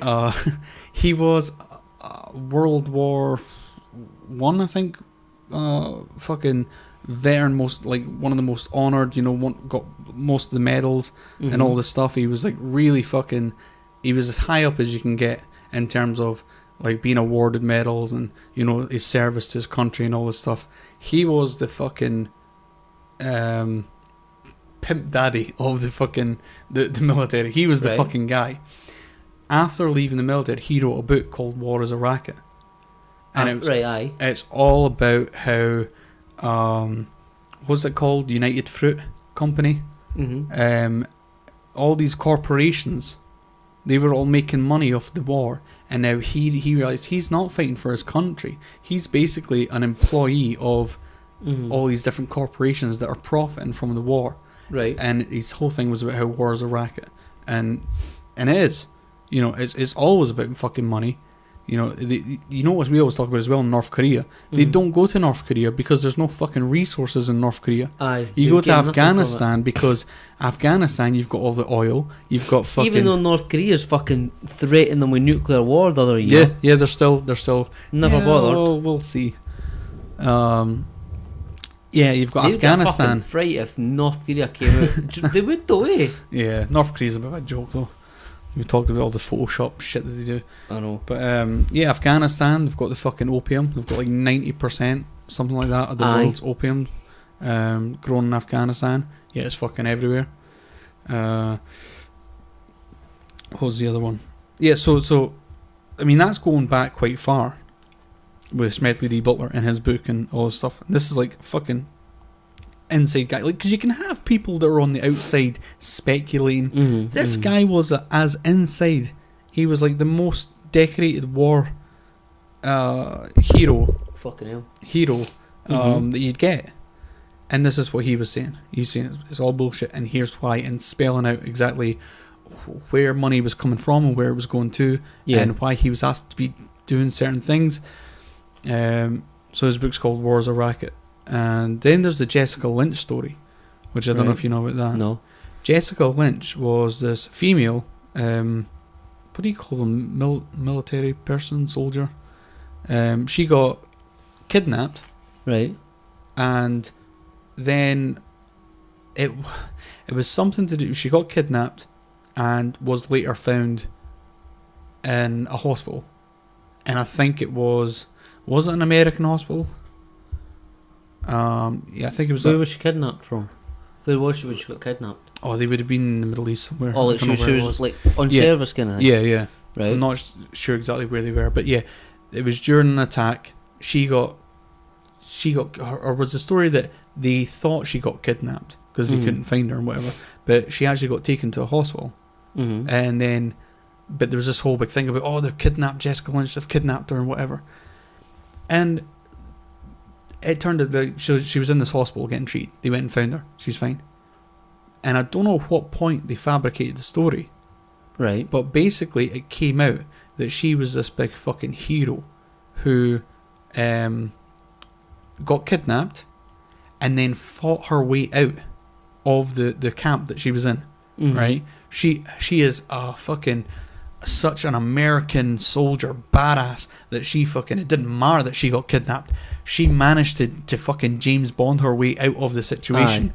You know, she got out of there, you know. But no, it was completely made up, and it was made up to sell books. There was going to be a whole fucking line of books about her. There was going to be an action figure. They knew what they were doing, and of course all this money would go into like funding more war efforts and all this stuff. So they were trying to make this, and they were going to be the Jessica Lynch movie and all this stuff. Like, they were propping her up to be this fucking G.I. Jane, you know, until she came out and blew the whistle on the whole fucking thing and said, no, I didn't do any of that shit. I woke up in a hospital. I don't know what's going on. Right? Fucking hell. Now, that's fucking... And they're just trying to get all of like fucking America pumped up. Yeah. Do you know what I mean? And you've got Pat Tillman as well, I think his name is. He was the other one who was, after 9/11, he was a football player. Right. American football player who was making a lot of fucking money. You know. After 9/11, because he believed the government story, he thought, fuck this football malarkey, I'm going to go and fight for my country. Right.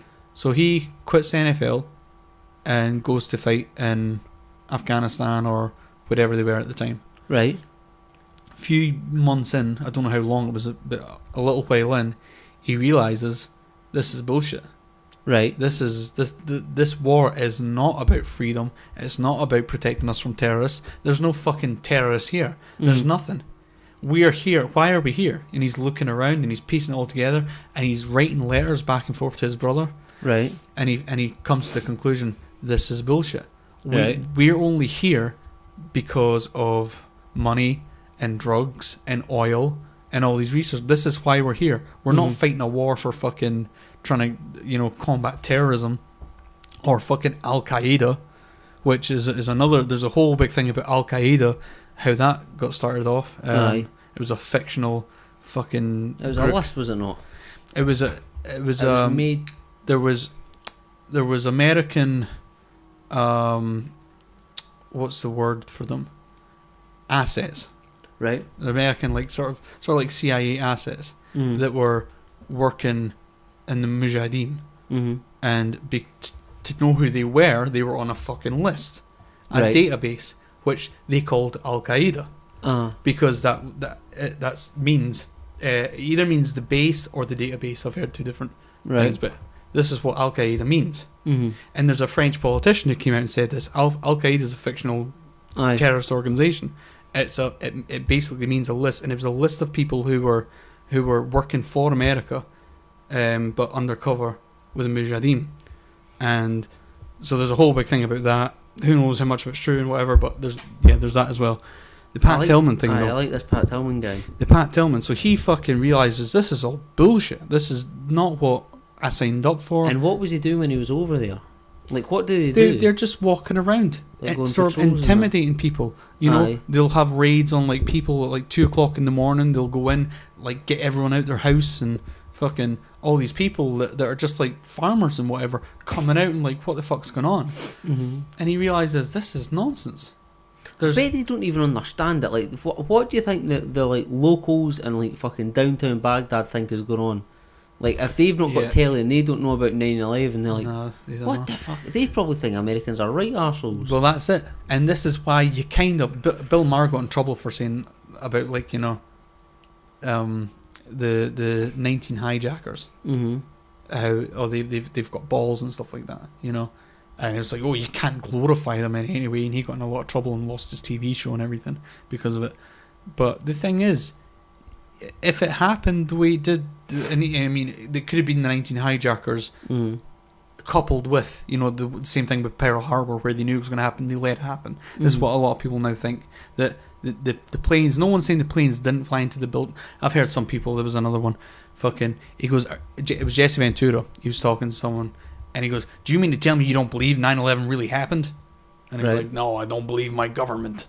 And the guy goes, I was there, I saw those planes. Right. And again, you're like, no one's saying that there wasn't planes, you fucking idiot. Do you know what? It's that same, we're talking about this again, the fucking Glenn Beck. We've got the video of the thing flying into the building now. You know? That has been thoroughly debunked. Just denying everything. Yeah, just like, but they don't understand what the fucking claim is. So this guy's going, I was there, I saw those planes. Okay. No one's saying that there wasn't any planes. No one's even, like, there are some people saying that they were controlled, remote controlled and all that. But look, if they knew it was going to happen, they knew that there was this plan, and they stand back and let it happen, that's as bad as fucking as them orchestrating it themselves. Aye. And then they're capitalising on it. Look, well, if we let this happen, then we can go to war and get loads of resources. Woo! Alright, so Pat Tillman. So yeah, Pat Tillman kind of figured out this was all bullshit, writing letters to his brother, and then he started talking about, I'm coming home as soon as as soon as I can, as soon as my month's up or whatever it was. I'm coming home and I'm going to expose all this bullshit. Right. And then he started talking to people in his camp as well about how it was bullshit. Right. So I think it was something like 3 days or something. There was a time like it was like 3 days after he started talking about all this. It was boom, shot in the back of the head. Oh my god. Killed by friendly fire.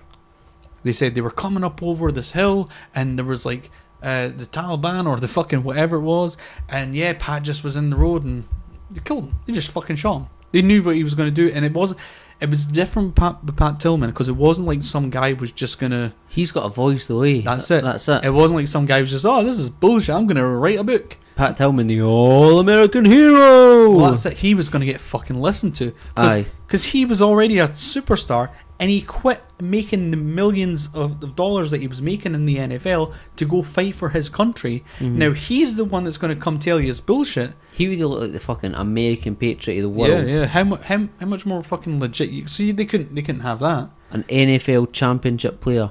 Like, imagine that, they're fucking our boy Pat Tillman. It'd be like a fucking Prince Harry or somebody like that. Yeah. Do you know what I mean? Like, if he was like, this is fucking bullshit, guys. Yeah. I don't even know how to fly a helicopter. Like, I just sit in it and they take my photo. Do you know what But I know, it's crazy, man. And they shot him in the head. Shot him in the back of the head. And then, so how did all this get out through his brother? Oh, sorry, there might be more. I might be wrong on this. I remember something about it was shot in the back of the head 3 times. 3 times? Right. Fucking I might hell. be wrong about that, but that's coming to me. I sort of remember that. Because I'm sure there was a thing about it being... It was fucked up, like not just friendly fire, but like, they shot him in the back of the head 3 times. Like, I don't know. If you're a mainstream fucking guy and you're believing all this stuff, first of all, the Jessica Lynch thing can't be denied. No, it's from the horse's mouth. The story's about her and she's telling you. The Pat Tillman thing, his brothers came out and exposed all this, and I'm sure he's like even shown you some of the letters and everything. The Smedley D. Butler thing, totally legitimate, piece of history there. Fucking Operation Northwoods, a document declassified, you can go and look at it, you can read it. Aye. All the signature of the Joint Chiefs of Staff, this was going to go ahead if it wasn't vetoed by Kennedy. And there's just so much. There's just so much bullshit going on. And what's it they call it? There's militainment or something like that. There's like... Right. There's the military-industrial complex, which is, it's a profit. There's money to be made in war, and I was actually really annoyed. Like I like a guy called Sam Harris, right? And he's like a big atheist, and he's got a book on. It's called The Moral Landscape, and it's all about I like the guy. He's like a fucking neuroscientist and stuff, and he's really science based, and he's really objective and all this stuff. And I really like him. Then when he talks about 9/11, right, and how like he accepts the government story, and his reasoning just becomes a bit kind of silly. Like he's talking about well, if the goal was to make money, they didn't do that job because look how much more we're in debt because of the war. And you're like, yeah, the fucking taxpayers in debt, the country's in debt. Mm-hmm. But when we say that, it's another thing. That's not what the claim is, you fucking idiot. Aye. Like, we're not saying that there's all this money to be made, and we're not saying America's making the money. Aye. We're not saying the guy in fucking Utah's now, got a bigger house or whatever. Aye. It's the corporations. It's fucking Halliburton. It's the oil companies and the cartels. Mm-hmm. They're and the Rothschilds and the Rockefellers and all these fucking arguments about these rich families and these dynasties. These are the people that are making the money. How can you not fucking realise that that's the claim that's fucking being made? Mm-hmm. So I don't know. There's too many people that I don't know if they're just afraid to fucking step outside of the mainstream content way of thinking. But it would take it's all very well people like saying it and that, this and that, like this is what happened, and like me or you saying it, or like even people with like more of a voice. Do you know what I mean? But then it takes like a lot, like the zeitgeist, like the movie that's got a lot in it of what we've been talking about tonight, and a lot of people have seen that. Yeah, there's a problem though with because I'm part of the zeitgeist movement, and I hesitate talking about 9/11 because unfortunately, and it's sad that people can't differentiate, but the zeitgeist movement has got nothing to do with conspiracy stuff, But like the movie, like the first one, that had a lot of it in it, and it had a lot of the stuff about like the banks and all that kind of stuff. But like, and it's very like this lassie stepping at Jessica what was her name? Jessica Pullman. Jessica Lynch. Jessica Lynch.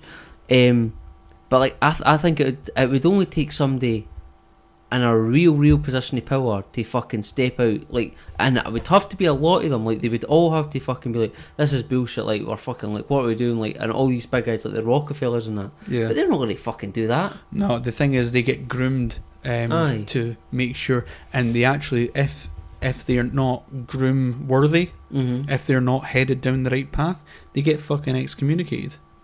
There's a documentary on a girl. I don't know if she's a Rockefeller or a Rothschild, but she's like the daughter of one of the high up guys. Right. And these are the absolute richest people in the world. Mm-hmm. She is living in a fucking flat, like an apartment, and like struggling to get by because she wasn't what's the term? Adhering to the rules. Yeah, she wasn't doing it right. So she's now excommunicated. And so what's the documentary saying then? Oh, just about how kind of ruthless they are, and there's I wish I fucking could remember the name of that documentary. I'm sure someone will find it. If you know what I'm talking about, post it. I can't remember what it was called. Sounds very good. Yeah. It's crazy, that's the thing though as well, and it's a bit of an annoyance, like, because people associate the zeitgeist movement with, they watch the first film. Fucking really annoyed me actually. Like, I used to watch a guy called The Amazing Atheist, T.J. Kirk I think his name is, and he's pretty big on YouTube and whatever, and I had liked his page and all this stuff, and I sent him a message, and I was like, hey dude, what do you think of the zeitgeist movement? Because he seems like a reasonable guy. Like of course his videos are all jokey and whatever, but he seems like, reasonable fucking guy. And I said, what do you think of the zeitgeist movement? Right? And he goes, yeah, all that fucking religious stuff is BS, and all that 9/11 shit's BS too. Aye. And I'm like, but I wasn't even... You weren't even talking about that. I'm not talking about the fucking... I'm not asking you what your opinion of the Zeitgeist movie, the first one, was. I'm asking what you think of the movement, which is to... If anything, if the Zeitgeist movement's got anything to do with a film, which it actually isn't. It's not like in the manifesto is, hey, we're part of the Zeitgeist movement. Go watch this film, and then you'll be part of the Zeitgeist movement too. Yeah. It's not that. It's, here's the fucking list of criteria. This is our critique of the economy and society and whatever else.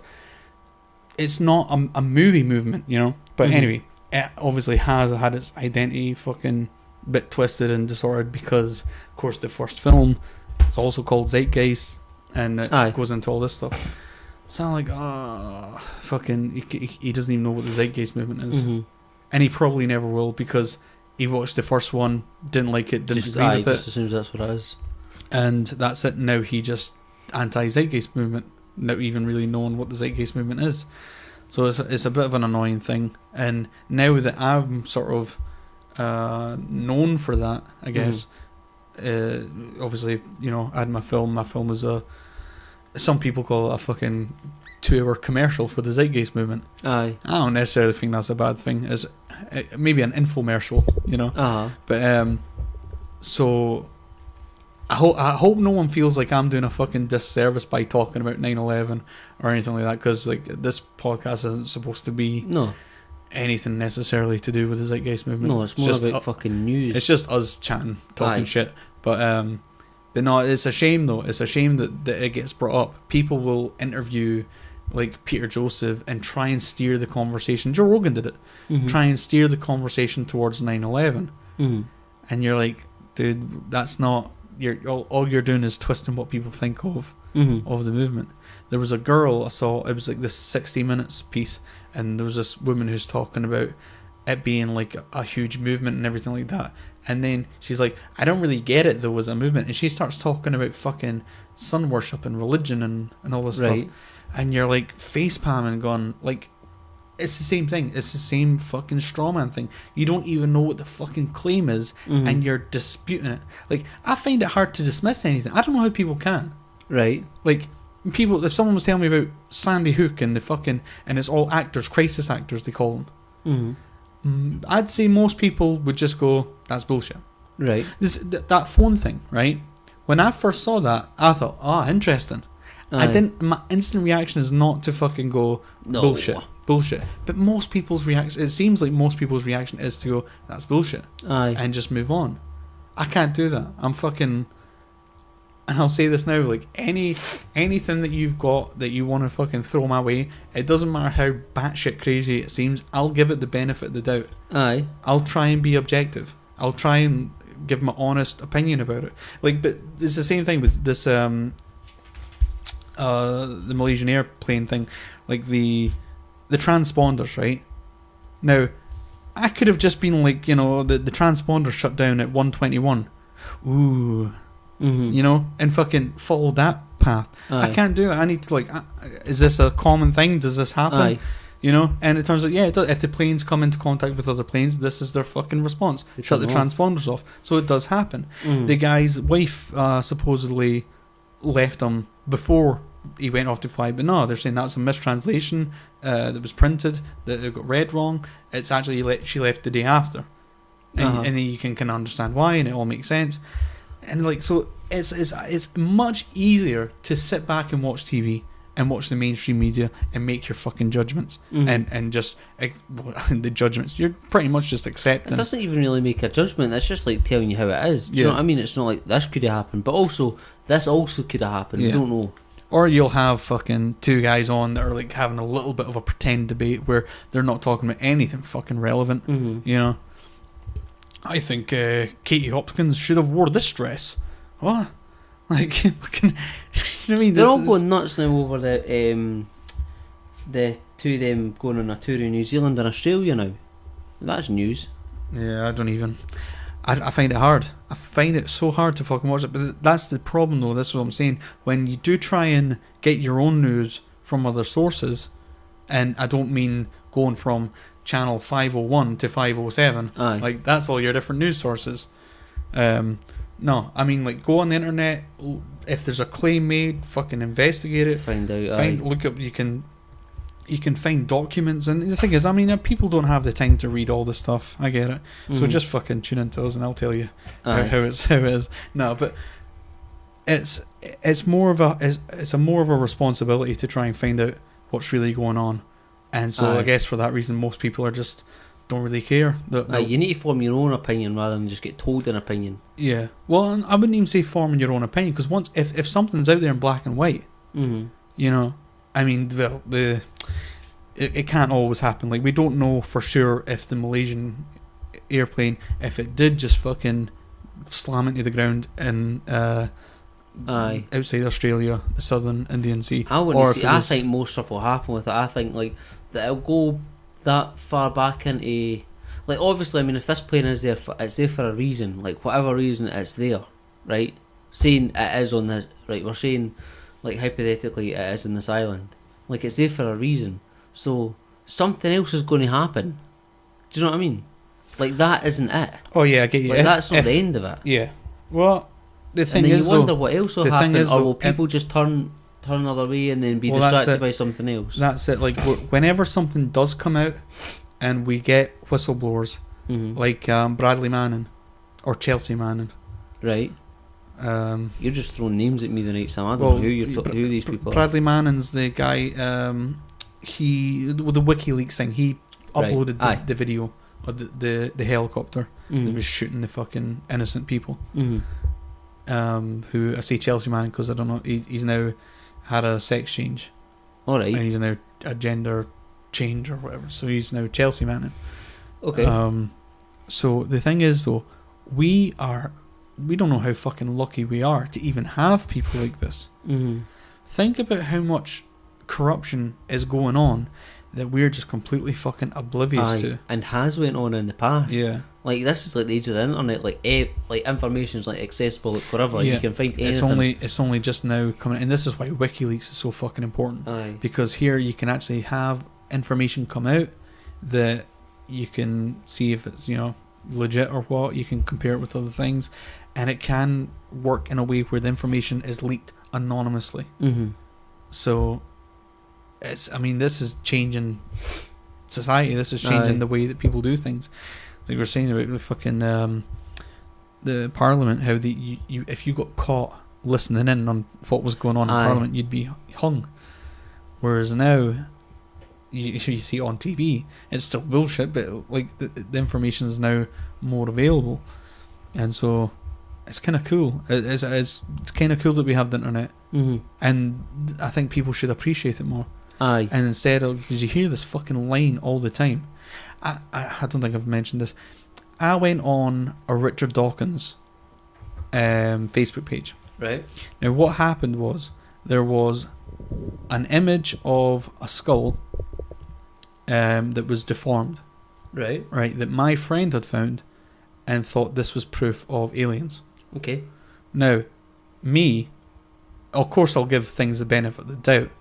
Man's reaction was, no, there's a reason for this. I don't know what that reason is, but there'll be a reason for this. It'll be some sort of deformity. And they're talking about how the skull, it's not just that the skull's a different size, it's like its thickness is different, it's more brittle and all this stuff. Or it was something to do with like it's smaller, but it's harder or something. Right. It had all these weird properties. Right. So my reaction was, okay, internet, tell me what this is. I went on the Richard Dawkins forum, who they're all like, I thought they're always debating with fucking evolution people. This topic is bound to have come up. Right. So I posted it and just said very politely, I was like, hey, does anyone know what this is? Can you just explain it to me? Right. The first response on the Richard Dawkins forum from a guy who's obviously a huge Richard Dawkins supporter says, well, if it was on the internet, it must be true. And I'm like, what? Right. And I then said to him, actually no. like yeah. Obviously he didn't believe that. He's not really saying, well, if it's on the internet, then it must be true. He's being sarcastic. So, but I can only then try and ignore his sarcasm and say to him, actually, if something's on the internet, that doesn't necessarily mean it's true. But I thought, what a fucking disingenuous, like if okay, let's say I did believe it. Let's say it wasn't because my friend didn't know wanted to know what it was. Let's say I found this and wanted to know what it was, and like I was like, is this aliens? If the first response that I'm getting from someone, some disingenuous fucking cunt bag, I'll say it to you now, is, well, if it's on the internet, it must be true.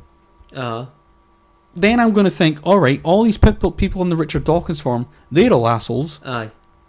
I'll go find my news from somewhere else, someone who might talk to me, and then I'll end up on a fucking Alex Jones forum. And then he's just coming to you, and then he's acting like the way he's acting is like you're saying this is true. What do you fucking think of this? Yeah. What do you guys think of this discovery? No, I was very careful to say, hey, can you guys tell me what this is? Because I don't know. Aye.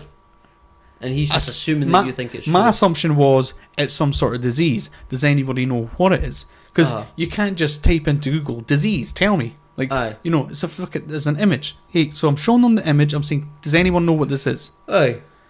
And then it got into this fucking like the first call. I mean, you want to hit people like if it's on the internet, it must be true. But this is a fucking stigma that goes around that if something's on the internet, it's automatically bullshit. Just like if something's a conspiracy theory, it's automatically bullshit. Aye. The fucking words are so far removed. Conspiracy theory means that people conspired. Aye. And right? it's only a theory. The thing is, 9/11, according to the government's official story, is a conspiracy theory. Right. They're saying 19 hijackers conspired to carry out this plan. So the official story is that it's a conspiracy theory. So when you say, do you believe in the 9/11 conspiracy theory, and someone goes no, then what the fuck do you believe? What do you believe happened? Like, the whole thing was CGI? Like, but didn't folk not say that as well? That they thought the planes were CGI and stuff like that. Yeah, there was a there was a few bits of footage. Now the thing is, like, you're dealing with footage from far away that's grainy, and sometimes and there's a piece of footage of the plane going, like, what was it? It was like, it was zoomed out, right? This is what I saw. It was zoomed out so you could see the Twin Towers and nothing else. And then when it zoomed in, the plane comes in. But the plane wasn't there before when it was zoomed out. And the timing of it, the plane couldn't have approached that fast. Right. And I thought, you know what, there could be clouds there or anything that's blocking its view that it's a grainy video, you're not sure. Aye. Anything could be the case for that. But then there's this other video of how the plane comes in from kind of up this way, right? And the wing gets cut off. Right. And so, like, that's a mistake in the CGI, the wing cut off. Because what happens is, it comes up and there's this other building there, right? But the thing is, it's a fucking optical illusion. Because this building, the way that the angle is, it looks far away. Right. Right? So when the plane comes in and the wing just disappears for like a split second, it looks like an animated wing that there was like CGI, and it was like a glitch.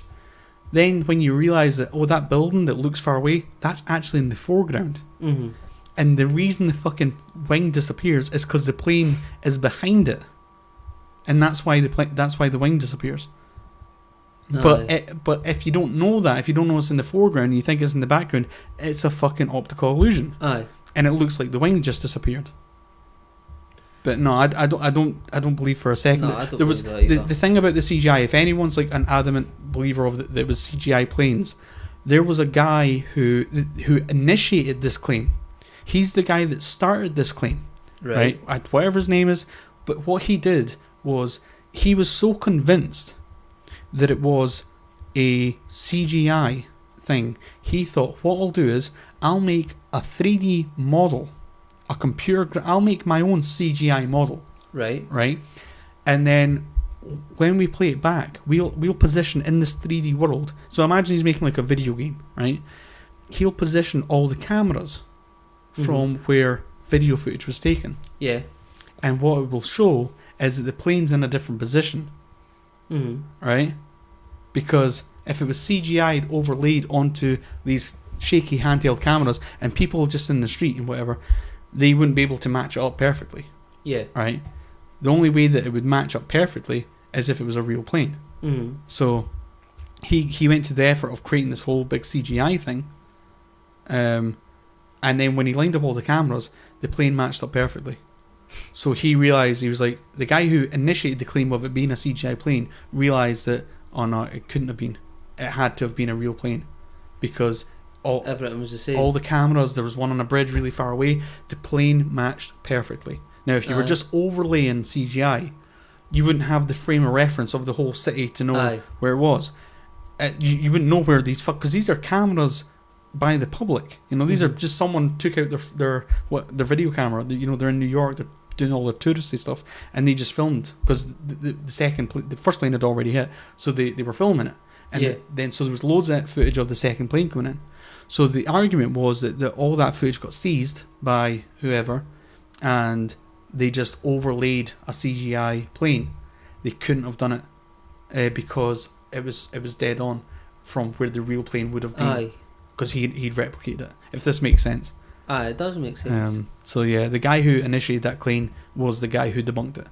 So, you know, the CGI thing. But that's the thing as well. When I first heard the CGI plane, my instant reaction was not bish, nonsense.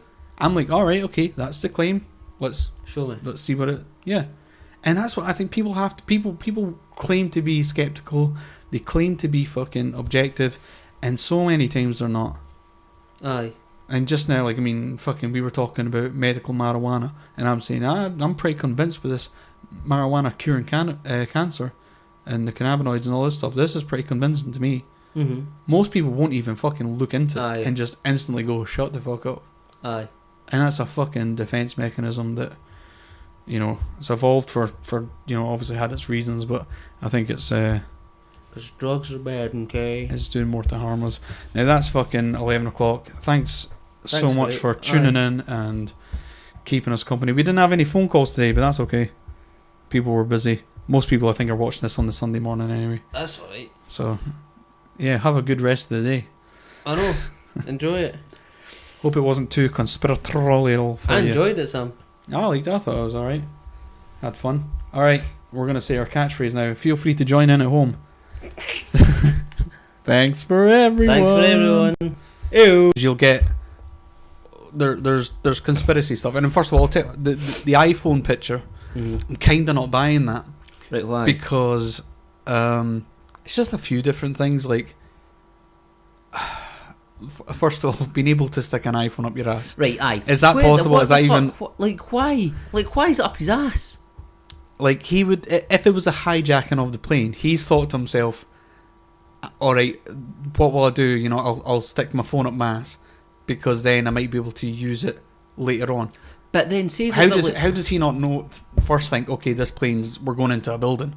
But his first instinct, okay, is to stick the phone up his ass. But where does that information come from that was in his ass? It was just a blank photo that he sent. Supposedly it was the photo and he had a message attached. Right. Which it was a black photo. Yeah. And he didn't know what he was taking a picture of because supposedly he's blindfolded. Right. And he's somehow, because he was blindfolded, it's then, how could he text then? How could he I think that takes like a lot of leaps. Like, it's a lot like you're building like a lot of pictures around there. Like, the way that I picture it is like he's in the plane, right, and they're fucking flying in, and he's like, something's fucking going wrong, and like maybe they try and keep them up. Like, if you're in a plane and then the flight starts going somewhere else, you're not going to fucking know. Do you know what I mean? Like, if the pilot's in on it and he turns it the other way, like, you're not going to be like, wait a minute, we're going the wrong direction. Like, you're like, because of where you are, like, you're that high up. That's true, yeah. Like, I just picture like it was in his pocket, like something clicked with him, and he's like, fucking something's going wrong here, and he just was like, just sent the message. Do you know what I mean? Like, in his pocket. Well, the message, there was a timestamp on it as well, I think.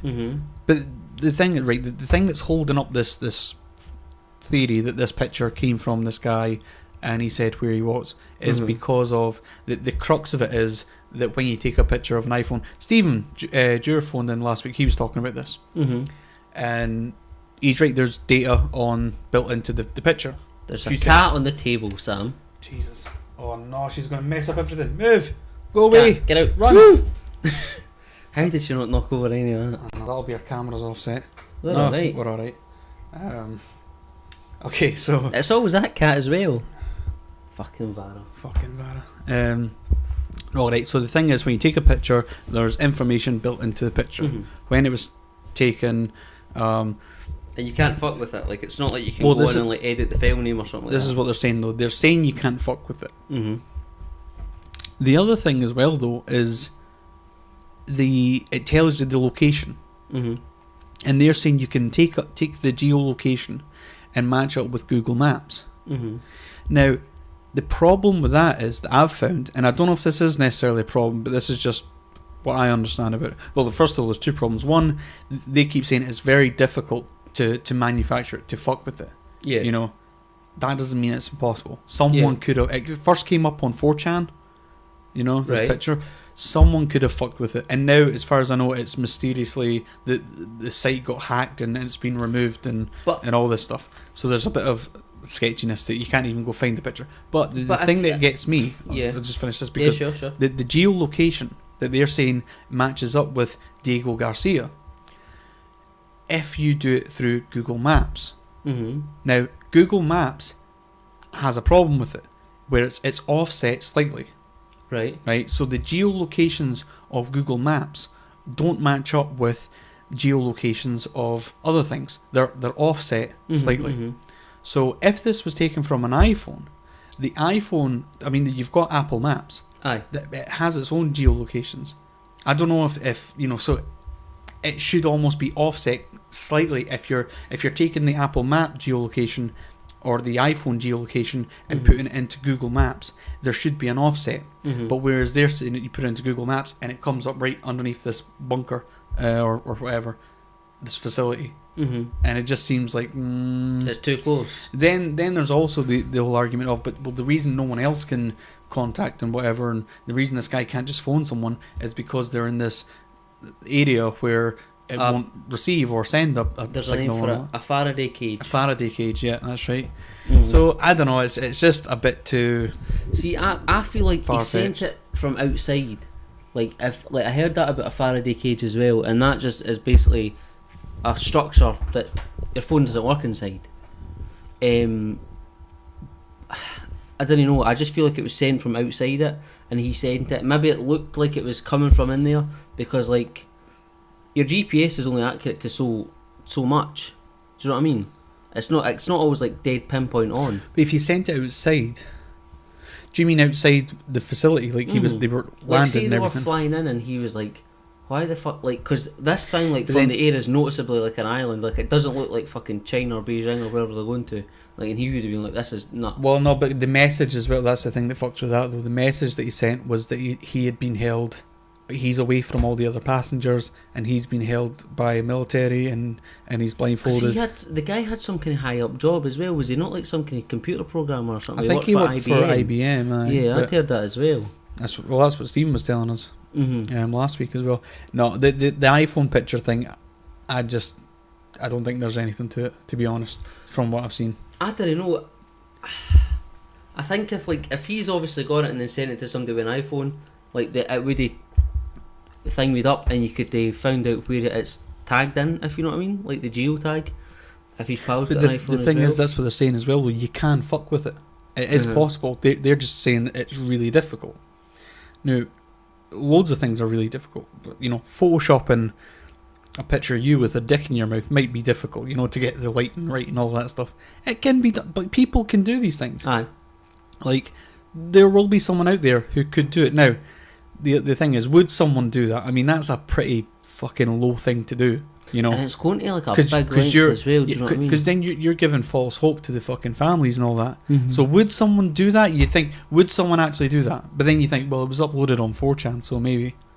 But then if it's uploaded on 4chan, like, it's where it's came from. Like, the guy that's... Like, that's sketchy as well, though. The picture on 4chan isn't anything. It's not like that's just a black picture. Like, on 4chan, it doesn't mean anything. But like, when he's got it on his phone, that's when it's got the data and stuff in it. Do you know what I mean? Well, you can still take if it's the image that's sent, you can still take that image and break it apart. And this is where they're finding the geolocation and all that. But that's the problem now. And this phone had it had like the longitude and latitude, like the position of where the photo was taken, and it was taken from like outside or near to this like US military base in the middle of the Indian Ocean called Diego Garcia, which is like, that's fucking mad and all. But also, like, on the news, they were like, at the same time as like the black box had like 30 days or 31 days or whatever it was, but like just when that was coming up, they're like, oh, we think we found it. And then you're like, but then like when they're like, oh, we've got a signal. But they need to, like, they can't just like have a signal and then like know exactly what it is. They need to triangulate the signal Like, they found this signal like the day before it was going to run out of battery. Yeah. So, like, finding that signal is useless unless they've still got time to triangulate it and pinpoint it. So they know, they're like, oh well. But then even like, say like, picture my phone's like the kind of side of Australia, they're like, some like, apparently like the Americans like located 2 signals like around this area that they thought, and then like the Indian Navy as well, they apparently located a signal as well. Right. But they're just, but like, I mean, I thought like, but then they're like, it's going to run out anyway, so I don't know if that was like a last ditch hope thing, but I mean, why this plane has been diverted to this Diego Garcia. Like, I've looked into it a wee bit. I mean, it says like it's a kind of top secret military base, but from what I can see, it's not as top secret as it like Area 51 or something like that. Like, I couldn't find anything like batshit crazy coming up about it.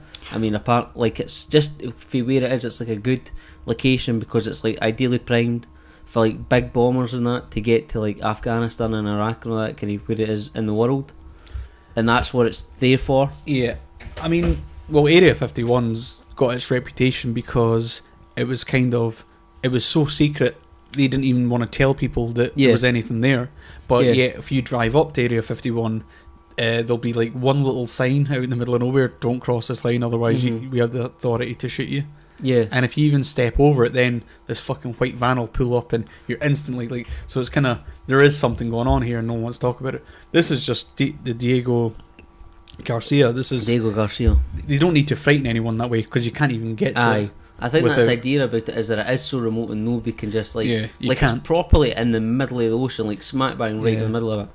Like, it couldn't be further out of the way. So, yeah, I think last time we talked about this fucking Malaysian flight, to me, I hadn't looked into it at all. Like, I didn't know anything about it. Wasn't sure why it couldn't have just, like, planes disappear. Like, does it happen? Is it a normal thing? Or is it a weird thing? I remember when I was looking at it, like, they were saying basically the plane kind of went up this way, and then as it was going into Chinese airspace, it lost radio contact. Like, when it's going like from here to Malaysia and China up here, it lost radio contact as it was going into Chinese airspace, and Chinese never got it at the other end, basically.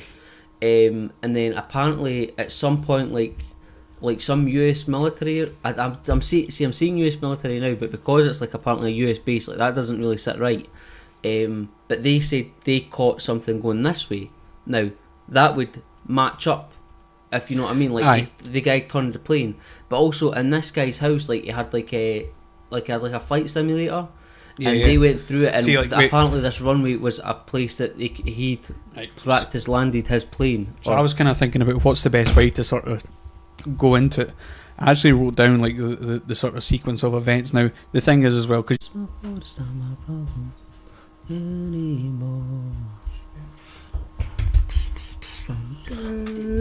my name is Sam, and that's not all. I got a pretty good show with my good friend Paul, so listen up to the chairman of the board.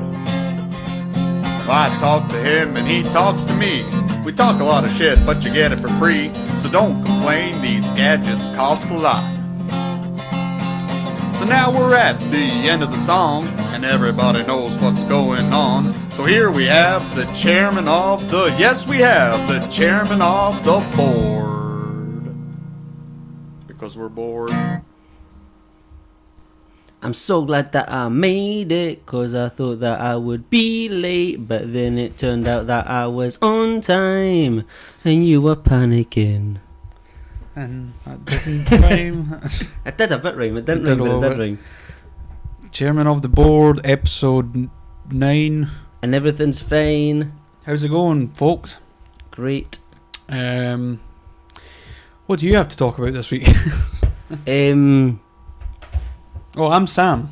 This is Paul. And that's not all. Just in case. Well, after the wrestling overload of last week, there's been a lot of Royal Rumbles I've been watching, Sam. With you, obviously, so you know. That's true. But I don't think we can talk about wrestling at all this week. I think we just have to avoid it completely. I wanted to say one thing, actually. About wrestling? No, well, it was weird, though, because we had, like, last week we were talking about the Ultimate Warrior died. This week there was another death. This was a suicide, though. And this was a guy called Michael C. Rupert. Alright, I don't really know too much about this, Sam. Have you heard any of this online or anything? Well, I heard that Kane chokeslammed him into a furnace. That's not quite what happened. I heard that Stone Cold Steve Austin drowned him in a vat of beer. You're purposely going to try and bring in wrestling to every part of this Every podcast. No, Michael C. Rupert, he was like a whistleblower, I guess you'd say. 1996, there's a video online. Michael C. Rupert. Was that? I'm roasting. I'm not going to ask you to take your top off. And drinking a coffee is probably not going to help. I'm parched. Take your time with that. Oh, we should have iced coffees next week. I'm not doing a very good service to this guy. I'm trying to fucking pay tribute to him here. No, I just wanted to say I'm not going to go on a big thing about him, but I just want to say there's a few videos. Michael C. Rupert. There was the 1996 video. It's awesome. He stands up. There's this like sort of, it looks like a little town hall meeting. Like it's a, you know, and there's a, I think he's the director of the CIA. Right. Okay. Or maybe like, you know, just under or something like that. Uh-huh. And so Michael Rupert stood up and said, like, I was a cop. I was directly involved with all the drug trafficking that the CIA did, and he just like fucking blew the whistle on all this shit to the guy's face. Right, and there's like this town hall full. Well, it's not a town hall. I don't know if it's a town hall. It's a big hall full of people, and they're all just like, can't believe like he's just fucking done all this. Like he just said it all, and the guy's going, well, you know, you need to if you think that there's drug trafficking going on, you need to report that to your seniors, and everyone just starts booing. Like, and he's like, I've done that. I've been trying to do that for years. I've survived like, you know, however many assassination attempts and everything on like his that. life. Yeah, like people God. trying to shut him up. There was loads of weird fucking stuff with him. I can't remember much of it, but like his wife, or was it his fiance? I think it was his fiance. Like she worked for the CIA as well. And as soon as he was like, he wasn't going to go along with the drug trafficking stuff, and he wanted to expose it, she fucking left him. Like it's crazy. Like just everyone was out to get him then, and he just kind of came out and exposed it. So he's got a few good videos out there. He's on one of Joe Rogan's podcasts. Is he? Yeah, number 170. I'm going to write that down, Sam. And well, watch this back. You'll get it. He's got a lecture called "The Truth and Lies of 9/11" from 2004. 2009, he released a film called "Collapse." Right. Which I'm need to listen to this back. This is too much. I want to listen. Read about. Right. The Collapse thing was a sort of. I mean, I think it's mostly about like peak oil, and there's probably, so I think it's kind of around his life kind of thing and all his experiences and stuff like that. But you know, and he's got a guy there talking with them, and the guy sort of questions and all this stuff, and it's a good if you got a spare couple hours, you know, definitely a good watch. Collapse. And then he had a podcast as well, and it was kind of weird because he had an episode of his podcast is called The Lifeboat Hour, and that was his last one was on April 12th. And jeez, that's not long ago. Yeah, and he just committed suicide like the next day. Holy fuck. Yeah. And what's like seeing the podcast is people been tearing it apart that last episode? I haven't checked out yet, and I'm not sure what people are saying to it. So I just wanted to sort of say, Michael C. Rupert, if you don't know who this guy is, man, fucking check him out. Aye, I will. He's Sounds a cool good guy. to me. I don't know why he did it, but I'm not gonna speculate. But yeah, it's a bit of a loss because he was a fucking cool guy, man. So, good. But I wanted to. It's kind of weird though, like because we had our fucking thing last week, you know, the what? Ultimate Warrior stuff, and now it's another. Aye. It's another fucking death that we have to talk about. What a morbid fucking program this is becoming. People are just trying to relax Sunday morning and watching this shit. I know. You made me think about something there when you're talking about that guy.